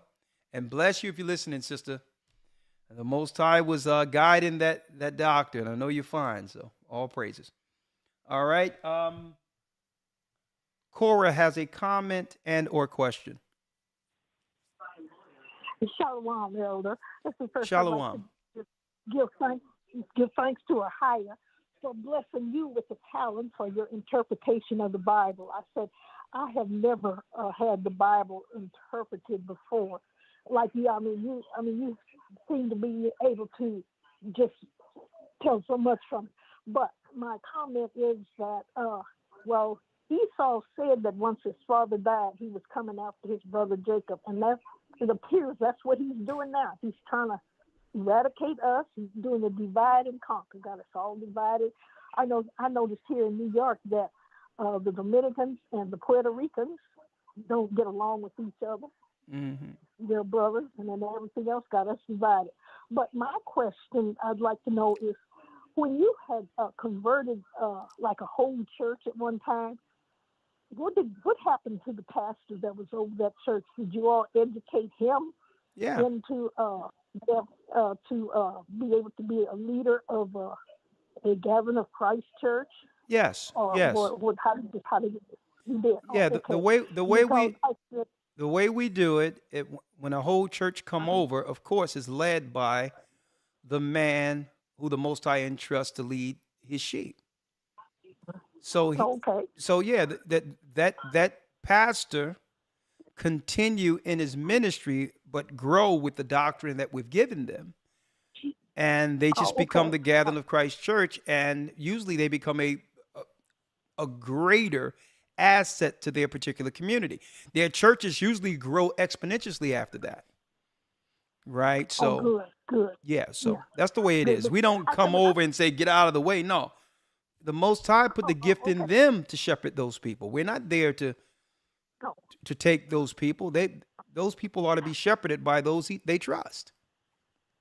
Oh, I see.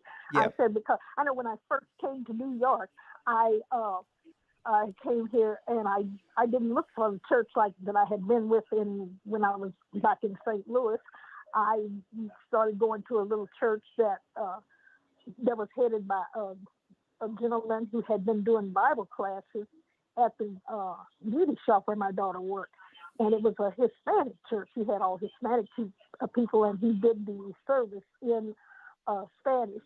And then after I first saw your video, The 12 Lost Tribes Found, and I told him, the congregation was, so I wasn't there at church the day he told them. But then he was still, having the Sunday services. But I said, now, the fact that he spoke Spanish and there are no Hispanic GOCC churches in New York right now, I said he would be ideal if he could be re-educated to not say that Christ cleaned all the meat, that we can eat the pork now because Christ cleaned it.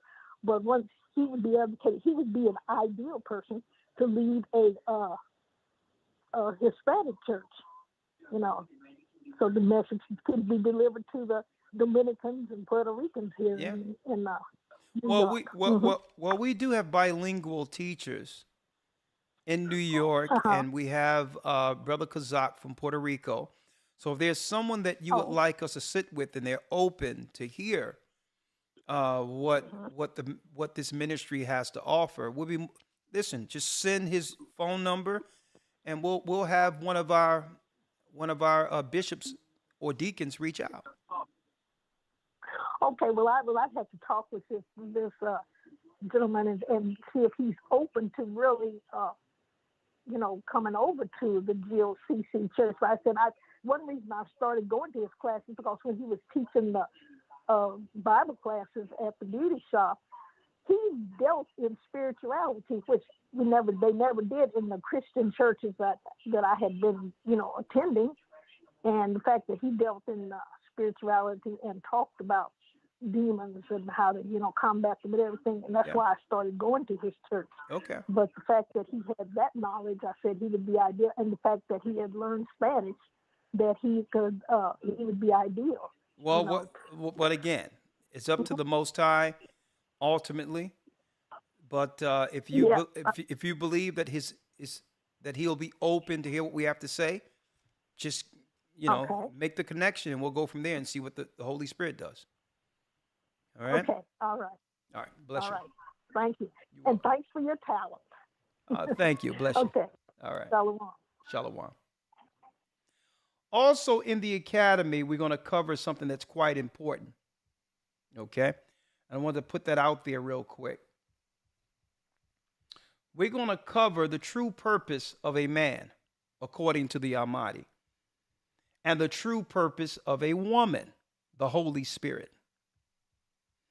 While Satan has set up this dynamic where one need to challenge the other and all of that, it wasn't like that in the beginning. Right? And that's another reason why, especially with immigration and others, that at the end of the day, we're going to lose because we're not well equipped, in our current time to stave off those who are coming over the border and others who are family oriented. So being single and being leveraged off against family, we don't stand a chance. So I'm going to be talking about that also in the academy, okay? The true purpose of a woman and the Holy Spirit, man's purpose, God's wisdom intended for man, and how to apply the law of Moses through Christ. I'm pretty excited about where we're going in this academy, so make sure you all enroll. Go to historytimes.org. Week 1 starts Sunday. All right. Who's that? Bazem has a question. We're going to try to move this about 2 minutes per call. So please be direct and quantify what you would like to say because we want to get everyone in with 2 minutes each. Bazem, you have a comment? Shalom, Elder. This is Basim. Basim. Okay, I'm sorry about that. Hi, Basim. It's no problem. We spoke before, actually, but I was living in Virginia at the time, and you connected me with the brother AC around the time of Passover. Okay. And it was around the time when you went to Cleveland. And I wanted to get a baptism, but I didn't want to interrupt the schedule of what the brother had going on. For some odd reason, my phone had broke, and I just lost contact with everybody. So, and I have yet to get baptized. I really want to get baptized. I actually have a cousin who also wants to get baptized. Good.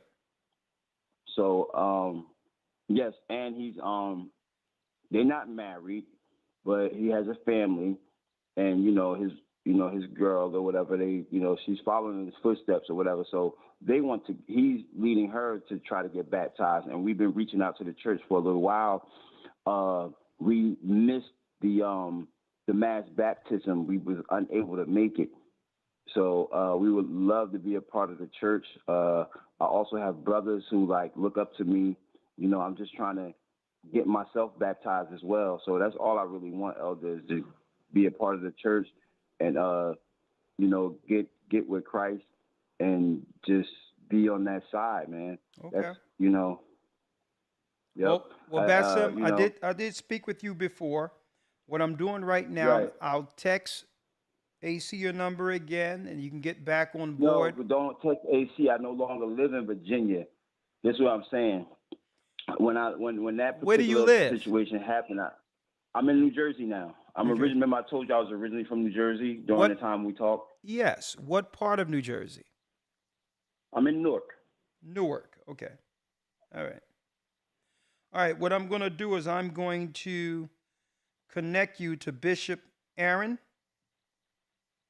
Okay. Bishop Aaron, I'll contact. Now, my cousin himself, he lives in Brooklyn. Okay. Well, initially, if you're in Jersey, we have things set up where you have to connect with the bishop in your respective area. Okay. Now, Right. Okay, no doubt. usually what will happen, let me write down your number here. Usually what happens is someone will reach out and you'll have a gathering. You'll be invited to a gathering and within your closest proximity. All right. So thank you, Bazem. You'll have a call no later than Friday. Okay. All right. Can I say one more thing? Hurry up because I got love 2 it. minutes per Is- call. Is Elder Lawyer there? Yes, he's here. Is Elder Lawyer? I you know what I'm saying? I love you too, man. You like perfect for the position that where you're at, brother. For real. And Elder Ricard, I know you probably heard this 1,000 times, you know what I'm saying? But I'm one of those guys, man. I appreciate all and love all the work that you're doing, man. And I just want to be a part of Christ's work. That's all I want. And I'm trying to I'm actually part of a large family, and I'm the oldest out of 10 boys. That's good. And my brothers look up to me. That's good. You know what I'm saying? I got a brother that's in jail right now for a whole bunch of goofy stuff. No need to say it, you know what I'm saying? But other than that, you know what I'm saying? I have brothers that look up to me, man, and I just want to lead by example. And I have a son, too. I got a 20-year-old. I'm 42 years old. You know what I'm saying? And I got another son that's 15. Well, brother, I just need Bazem, I've got you. Let me talk to you offline. But I got to No get doubt. to the next call, and don't worry about it. Welcome to the fold, and I believe that you'll be a serious asset within this kingdom to help bring forth some, really bringing our people together. If it be the Most High's will. All If right. it be the Most High's will. All right. Thank No you, my doubt. brother. All right. Shalom. All right, shalom. I'll call you soon. All right. No doubt. Thank you. Thank you. It's good to hear the excitement in our brothers, man. To do the Most High's will. And folks, and all praises be to the Most High, which is servants. Really, this is what it's about. In a world where there's no hope, truth comes, right? A newfound purpose for the children of Israel. And leaders like that, I'm going to tell you, the Most High use brothers like that. So I can hear the excitement in them, and I'm going to do everything I can, brother, to help you fulfill your purpose in this work. All right? 757 area code. Charles has a comment. Shalom, Elder. Shalom, sir. Shalom. Yes, this is Charles, the banner, the guy with the Hebrew Bible, Hebrew banner. Yes. I wrote down what I was gonna say this time, so I said Shalom. I've been listening to the whole segment, but I don't know if you mentioned or not. This reminds me of what happened to the Cuban refugees that came to America and was put in what we call FEMA camps today in the 1980s, called the Mariel boat lift. Mm-hmm. And result made the crime go up with cocaine in our community in the 80s, and also made our communities desolate of what it already was. And then glamorized it with that era with the movie Scarface. And what our people did was made it an image of that idol, and further pushed us in this debauchery we're witnessing today. Hey, brother, listen, you're absolutely right. A matter of fact, I don't know a drug dealer anywhere I grew up with who didn't have a poster of Scarface on their wall. Exactly. It's as if there was a spirit that came with that movie that really emanated and permeated amongst those who wanted to become top drug pens and all that in our community. It was a spirit with that. It's deep. I seen it. Scarface, every drug dealer, Scarface was the idol. Right? He was like the Rocky for Italians. Right. Yeah, But and during the Obama administration, he tried to make peace with them, with Cuba, and try to integrate them in their economy. yeah. But I'm glad you're bringing this out. I'm gonna give you the last word, but you just brought something to mind that I forgot to express. That by them doing this, it's going to justify internment camps and also FEMA camps. Why? It's going to justify it because we're going to say, well, listen, you can't have them in all these other areas. And then they're going to be like, well, we already have these convenient places already in place. How about we place some of them there and process them into the system? So it's the Hegelian dialectic that will have us accept something that we would normally reject. We'll accept internment camps if you're processing these people from other countries through them. But then what happens when it becomes a law where it's not just for immigrants, that citizens also will have that for alternative housing? That's where it's going, where you check in and you check out when they would like you to. So I wanted to put that out there. Don't be surprised with the Hegelian dialectic that they'll come through with their solution is, well, we already have these they're not going to call it internment camps. They're going to call them alternative housing. Okay?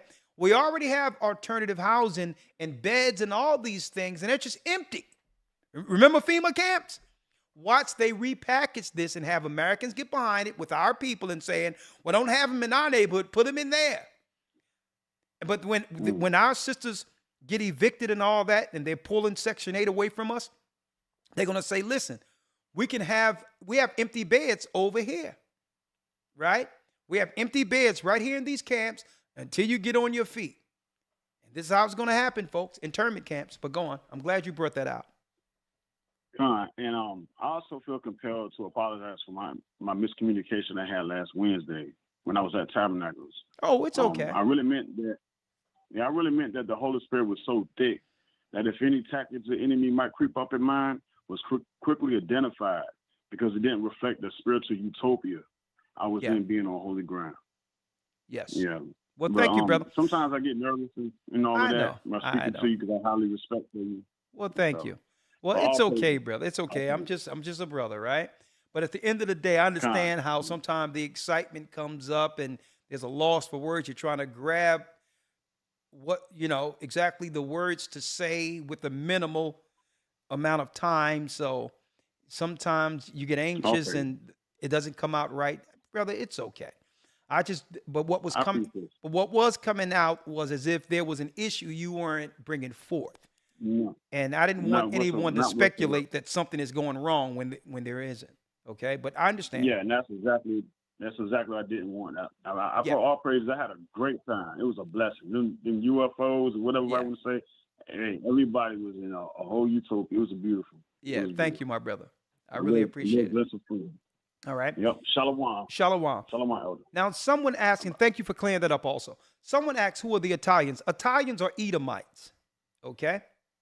Edomites.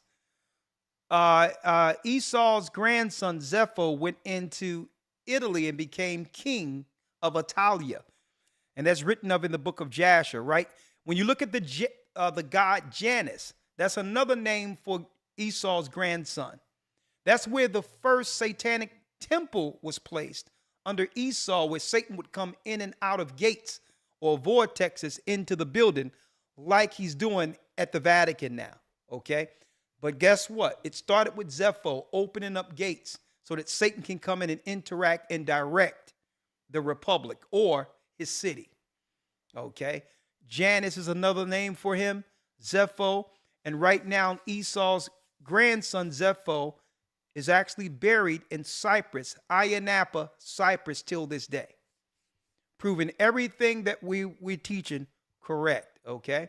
So Italians are Edomites. Of course, we hear about the War of Hannibal when, yes, there was a scenario where there was a small number of Italians, you know, who are from the tribe of Judah, because we came in, took over, and began to reprocreate with some of their women.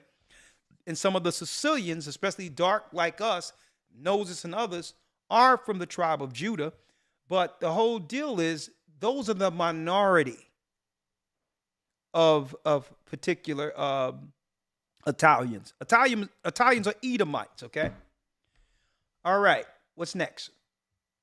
All right. Romans, okay, are Edomites. All right. Amia has a comment. We can only take a few more. We can only take a few more before the broadcast ends, okay? I'm going to relax tonight. Emma has a comment. How are you, Emma? I am blessed. And you, Elder? I'm blessed by the best, and his name is Ahia. Uh-huh. Yes, sir. I just wanted to comment. Did you see the video of the migrants in Texas that were sitting on the roadside, and the people were asking them, where are they from and where are they going to? No. So they showed them each saying where they're from, and each of them had a state that they were assigned to. Now, look at that. Allegedly, huh? I say, look at that. So they're being prepped on the other side. They know exactly where. It's like resources and all of that. It's like a well-orchestrated plan started in their country with their governments moving them into the United States. Right. Yeah. And allegedly, there was a video saying that they were coming in to work for the UN. So I did send that video to you in your email, but I just wanted you to know that, yeah, it seems like they're being prepped to come in and into like be a somewhat army. Yeah. To probably, move us into the new situation that they're trying to press on us. Yeah, I'm going to look into that, sister. I really appreciate that. All right. Bless you. You're welcome. All right. You're welcome. All right. Shalom. I'm going to look at that now, and I'll get back with you. Thank you. All right. Okay. All right. Okay.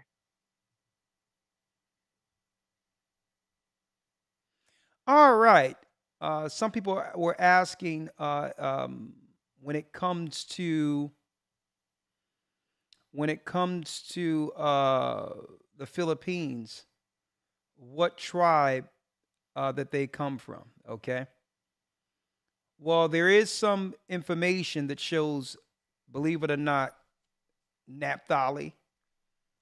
Okay. And I'm going to be going, and believe it or not, they show in a lot of these so-called, in the Jewish Encyclopedia, it breaks down, believe it or not, the Jewish Encyclopedia breaks down the diaspora who went into Asia, parts of China. Okay, even Santi sent the research on his family, who's a part of the tribes. We thought he was Chinese, right? And then he go into the family line because they keep the family line separate. And his family is from the diaspora of the Israelites in 721 who went into China. So when you look at Taiwan, when you look at the Philippines, all of the service people of Asia, they're suffering the same things we've suffered over here. They're from the 10 tribes also. Okay. And I think I'm going to put together a chart strictly for Asians, the tribes in Asia. I'm going to put together a chart for that. There's also a lie out there that all 12 tribes went into Africa. Nonsense. Okay. Just because the names of the tribes are in Africa doesn't mean that's where the tribes were. Usually when you go into another country, you name some of the areas based on your family line, right? Even till this day, you got Puerto Ricans who call themselves Ephraim or Joseph or different biblical names. It doesn't mean that they're all these different tribes. Okay. All right. Lisa has a comment. I'm gonna try to steam through some of these. Okay. Quadash, I'm gonna have you next. Okay, I'm going to just try to drill down on a few of these, and that will conclude our broadcast. All right, 2 minutes per call. How you doing, Lisa? Hi, Shalom, Shalom, sister. Elder LaCroix and Elder Warrior. I had a comment about when you were showing Joe Biden. Yeah. And he was saying about the drug thing, and you never showed that his son was on crack cocaine. But Okay. Allegedly, you know, I the didn't. laptop that they is trying to bring into evidence. They're trying to indict him. Yeah. There's a video on that laptop that I had seen that had leaked that he had Obama's daughter credit card. Well, there's a lot of alleged stuff, and you know, I don't even want to get in it. It was just but understand that I don't want to get into these personal things. Like when I get videos, I show proof of that so that they're not making an accusation or trying to claim that we are bringing misinformation. So even though what you're saying might be right, send me the details so I can show it. Therefore, I don't have to put alleged before everything or try to put a modifier. I'm not trying to censor you, but you have to understand they're trying to do everything to shut down this page. So if you're going to say something about Biden's son or whatever the case is, do me a favor. Send me the information because I have to look at it first to make sure it's something mainstream and I can actually have the mainstream report put it out and comment on it.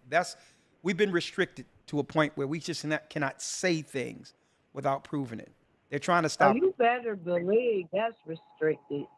Yeah. So but when it first came out, Yeah. I saw it. Okay. They had zoomed in on it. Okay. And well, listen. Right. And, you and know, I'm not they saying. all over that laptop now. Well, I'm not They- saying what you're they saying want is to incorrect. What I'm get saying a- is, in order for me to actually put it out there as fact, right? Like they have our channel under a microscope. So just send the details to me. I understand. All right. But I'm not saying what you're saying isn't true. All right. Well, thank you, sister. Send it to me, okay? gatheringasone@AOL.com. And speaking of that, again, the Academy starts this Sunday, October 1st. Go to historytimes.org. We're going to start off with the creation of the universe, and we're going to break down the ranking angels. Who's working for us? That's right. Who's ministering to us from the celestial realm? Okay? We have to know our side and who's on our side in the spiritual realm. Because why? That's right. Satanist, or naturalist, they understand exactly the lower gods they call on to empower themselves against us. Okay? That's right, folks. So we're going into the ranking angels. Make sure you go to historytimes.org and become a part of the Hebrew and Bible Academy. All right? 770 area code. 770 area code. Yes. Good evening, Elder. Good evening. How are This is you? Mariah. Yes, Mariah. Great. I just first want to thank you for the mass baptism. I was baptized, so I'm very excited to be a member. All praises. I wanted to, yes, all praises. I wanted to find out really how to fast and pray for a job, because that's an area that I've had a lot of difficulty and been fighting a lot of demons. Like I have companies reaching out to me, but then something strange always happens. I don't understand. What do you mean something strange always happens? What do you mean by that? Well, like, it'll be where the interviewer is very excited about me, then the job gets put on hold. I mean, it's just constant. Things will happen during the interview where I'm filling out something and just something in my computer that is definitely like it shouldn't be happening. It's just a lot of demonic forces I've been fighting in that area. Okay. Let me ask you, in the past, have you been dealing with anything such as that would be considered craft, Ouija boards, or anything like that, or going to churches where they're sitting in circles holding hands and? Oh no. Okay, well, hey, well, at least you haven't brought anything into your life. So all in all, what I do is, the bottom line is this, sister. If you're in Christ, he's going to open up an opportunity that's good for you. You may think that the job who once wanted you is turning you away, but maybe the Most High don't want you there. Right? So he's directing the path. Just be patient, pray on it, and the right opportunity will open, and you'll understand the reason that other door was shut. Don't believe because they're not letting you in, there's forces working against you. Maybe the Most High have something better for you that you wouldn't have chosen otherwise. So that's the best way to look at it, especially if you're walking right and you're not opening the doors for dark forces, right? You may hope to fill out an application, get hired by a place, but the Most High may want you someplace else.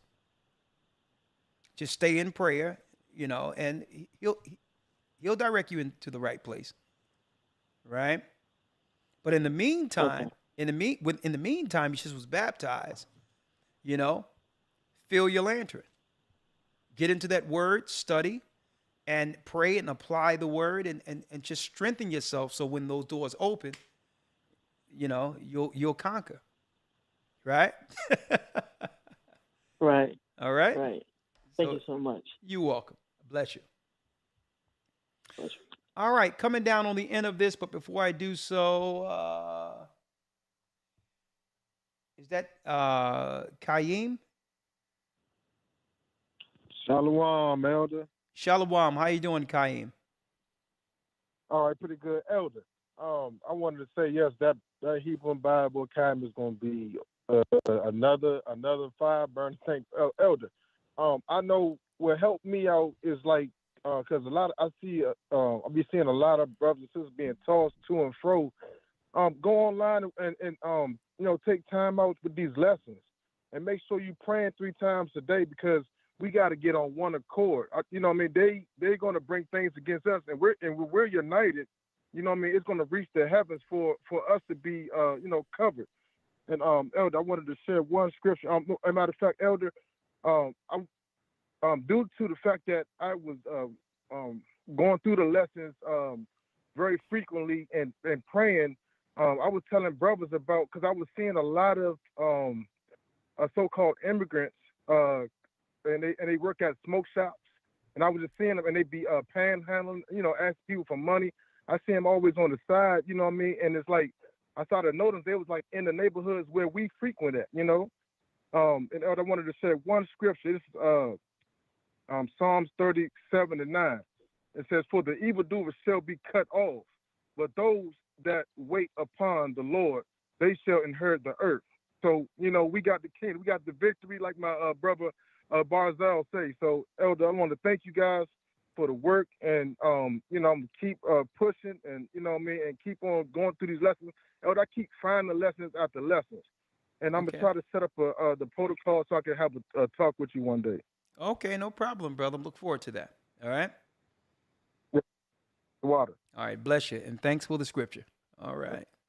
Yes, sir. All right. What a blessing. Quadasha has a comment question.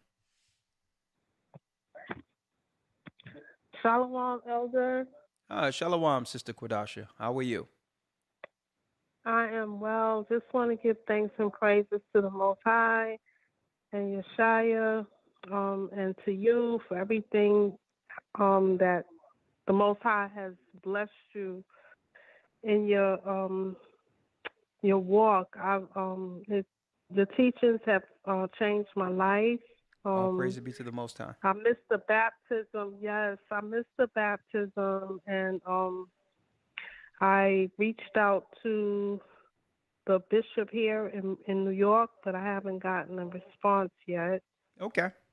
Well, don't worry. And I really. Well, don't worry about it. Mm-hmm. I'll text him I'll text him your number, and you'll have a call no later than Friday.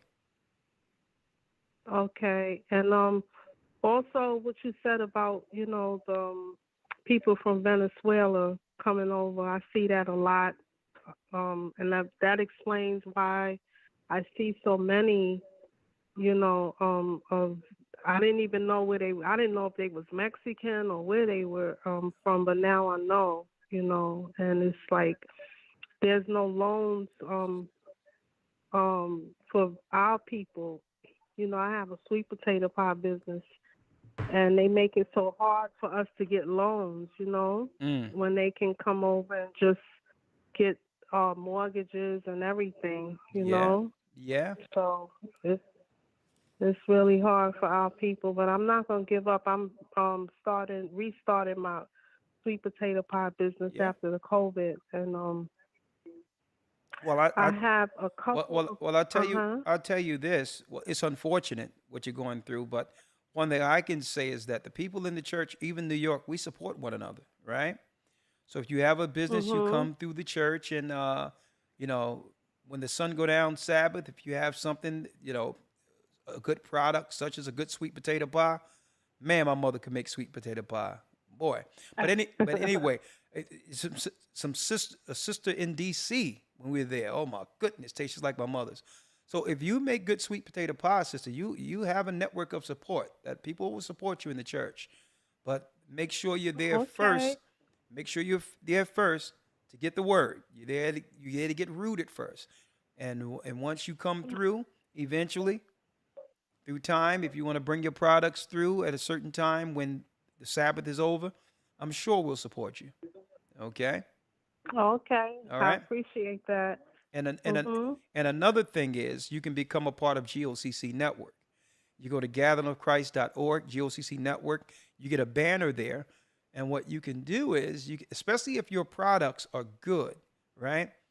You can put them in the freezer and package cold sweet potatoes and ship them based on order. So don't let so I'm giving you some insight. Don't let anyone slam the door on you, right? At the end of the day, you have the wherewithal and especially where the mail is in the United States. If you know how to work that together, you have a business right in your own kitchen. You just have a stove or freezer, and you can make it happen. All right. So get a banner on GOCC Network. Make sure you get someone to work on your web page. If they want a few pies or 10 pies in a package, they hit 10 there. They pay it online. It goes directly into you, and it ships right out. So, put your head to it. All right. All right. Yep, I appreciate that. And can I just ask 2 more questions? Well, I know you. I don't have time for 2. I have time for 1. Okay, so let me see because I wrote down. Let's see. Oh, about prayer. Yeah. I have been praying with my hands up. Should I not do that? No, up. As long right as your, above my sister, head, listen. As long as your head is covered when you pray, you can put your hands up or down. That's up to you. There's no rules on that. Even though it's the Bible says holding holy hands, and that's just a natural way of doing it. But I'm sure it's okay as long as you have your head covered to pray either way. Okay. Okay. Well, I'm excited about the academy, and thanks again, and thank you to Elder Elder Lawyer as well. Okay. Well, bless you, Shalom. sister. I'm looking forward to becoming a part of GOCC. So I'm really, being patient to get baptized, so I can start fellowshipping here in New York and in Philadelphia because my family is from Philadelphia. Okay, now. And I grew up in Philadelphia. Good. Well, we're right looking forward to Lankin seeing you. Pike. We look forward to seeing you. All right. Yep, Lankin Pike, right off of old Cheltenham Avenue. I know Yes, exactly 40 where Lime years Kill my Pike family is. lived there. I know exactly where it is. That crazy road. All right. Thank you, sister. So I'm going to give your number to Bishop Shamar, and we're going to go from there. All right. Okay, thank you. Shalom. You're welcome. Shalom. Bless you. and welcome to the Hebrew and Bible Academy. And folks, I know you all are getting in, but if you're going to do it, we have the administration processing these things around the clock. And please don't try to press up in the last minute. I'm going to be having my phone is going to be open. People are going to say, and I didn't get in. Here's the opportunity while the administration is waiting on with the email and all that and to process things. Please get in well before Sunday if you can. It helps us out immensely, all right? All right. 267 area code. 267. Shalom. Shalom. Your name? Belinda Kirkpatrick. I spoke with you last week. Yes. How can I help you? I wanted to know if I'm still going to receive a call concerning me getting baptized here in Philadelphia body. Absolutely. Hold on. I'm going to send it again. Bishop Amath. All right. Let's see.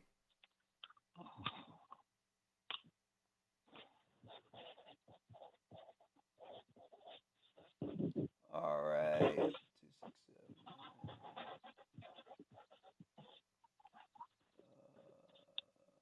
267. Your name again? I have your name Belinda. again?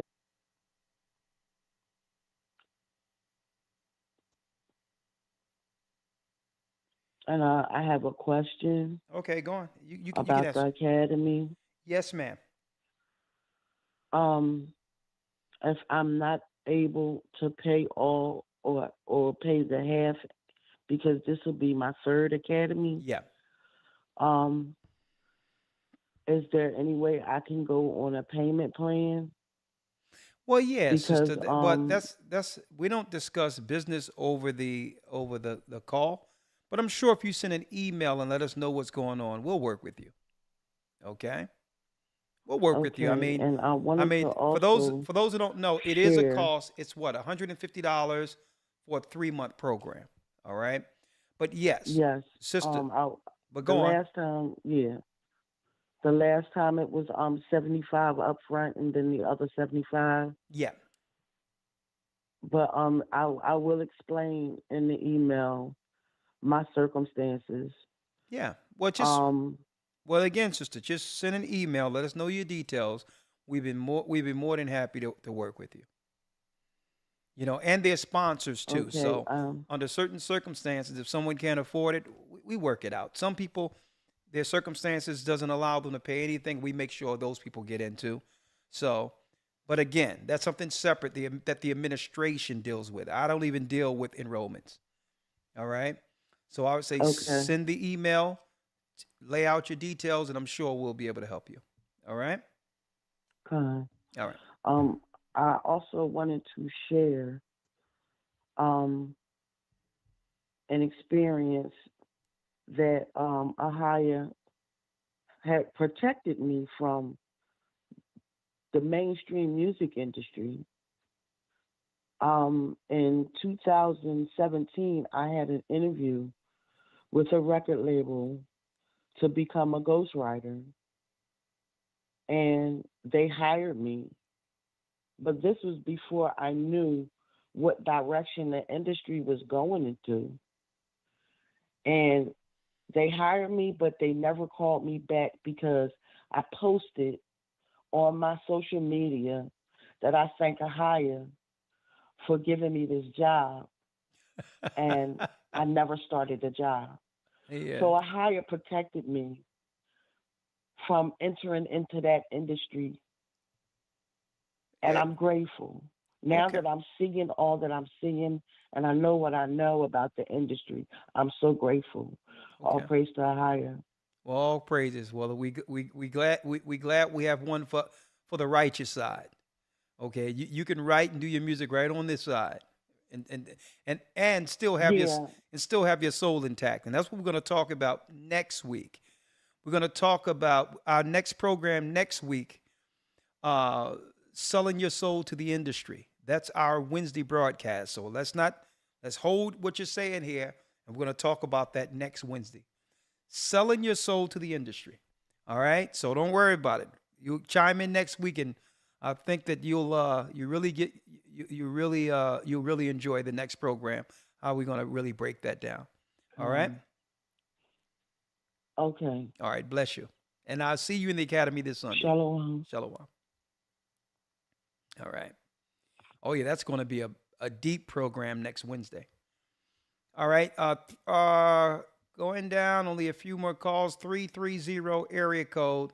Unfortunate, this is my last phone call for tonight. But again, I'll be opening up calls for my loyal Patreonies. That's right. The phone calls are open, and we have a lot to discuss since the last time I was on Patreon. So I hope to see you all Sunday. If anyone, if you didn't get a chance to talk tonight, don't worry. I'll answer your call during the Patreon broadcast this coming Friday. So unfortunately, this is my last call for the night.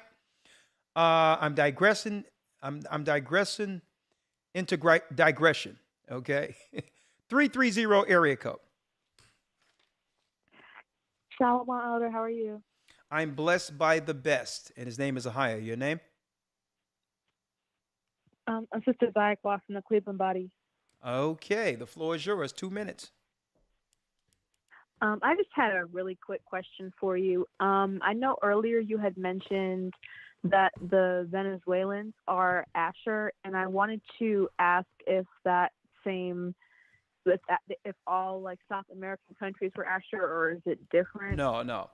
From Argentina. No.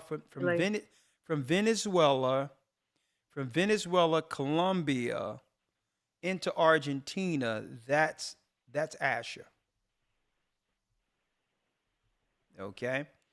When it comes to Panama, the Panamanians are Zebulun. Then you have the Mexicans are Issachar. You have the Cubans who are Manasseh. You have the Balikwa Taino, the Puerto Ricans who are Ephraim. There's a lot of different dynamics there. Okay.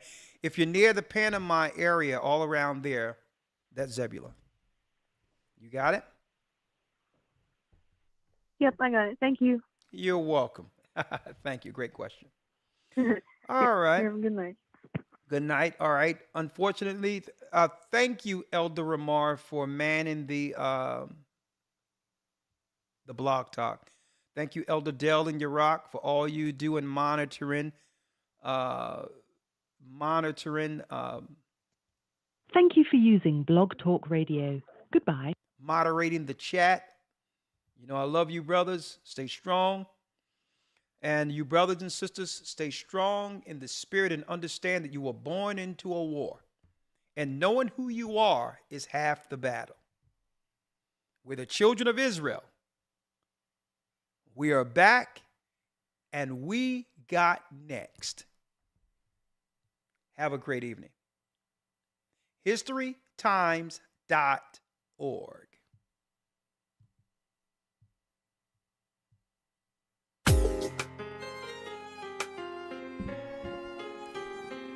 Good night, lawyer. Yes, sir. Shalom. The East is where we're from. The 12 tribes of Israel. In 721 BC, the Assyrian king, he took us down, we fell. With a great escape we went through the Euphrates. The Lord held the water still. To a land where no mankind dwelt, we went. The 12 tribes of Israel. So we be Manasseh, the Cubans, Ephraim from Puerto Rico, Naphtali from the Isles of Hawaii. The Lord is calling back Israel. Zebulun from Panama, yeah, the North American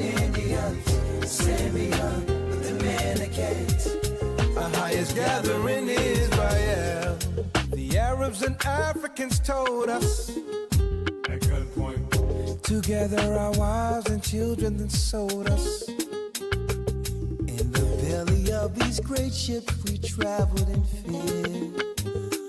By the rivers of Babylon we found our brothers here. Together us in Colombia, Reuben from Australia, Issachar, the Mexicans, Ohio's gathering Israel, the Negroes, Benjamin, the West Indians, Levi, the Haitians, Ohio's gathering in Israel.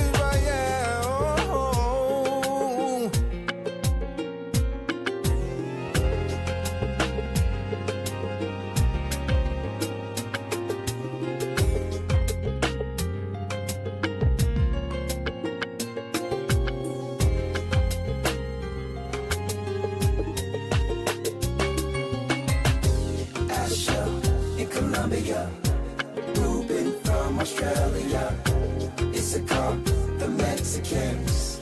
That's who we be, Judah, the Negroes, Benjamin, the West Indians, Levi, the Haitians,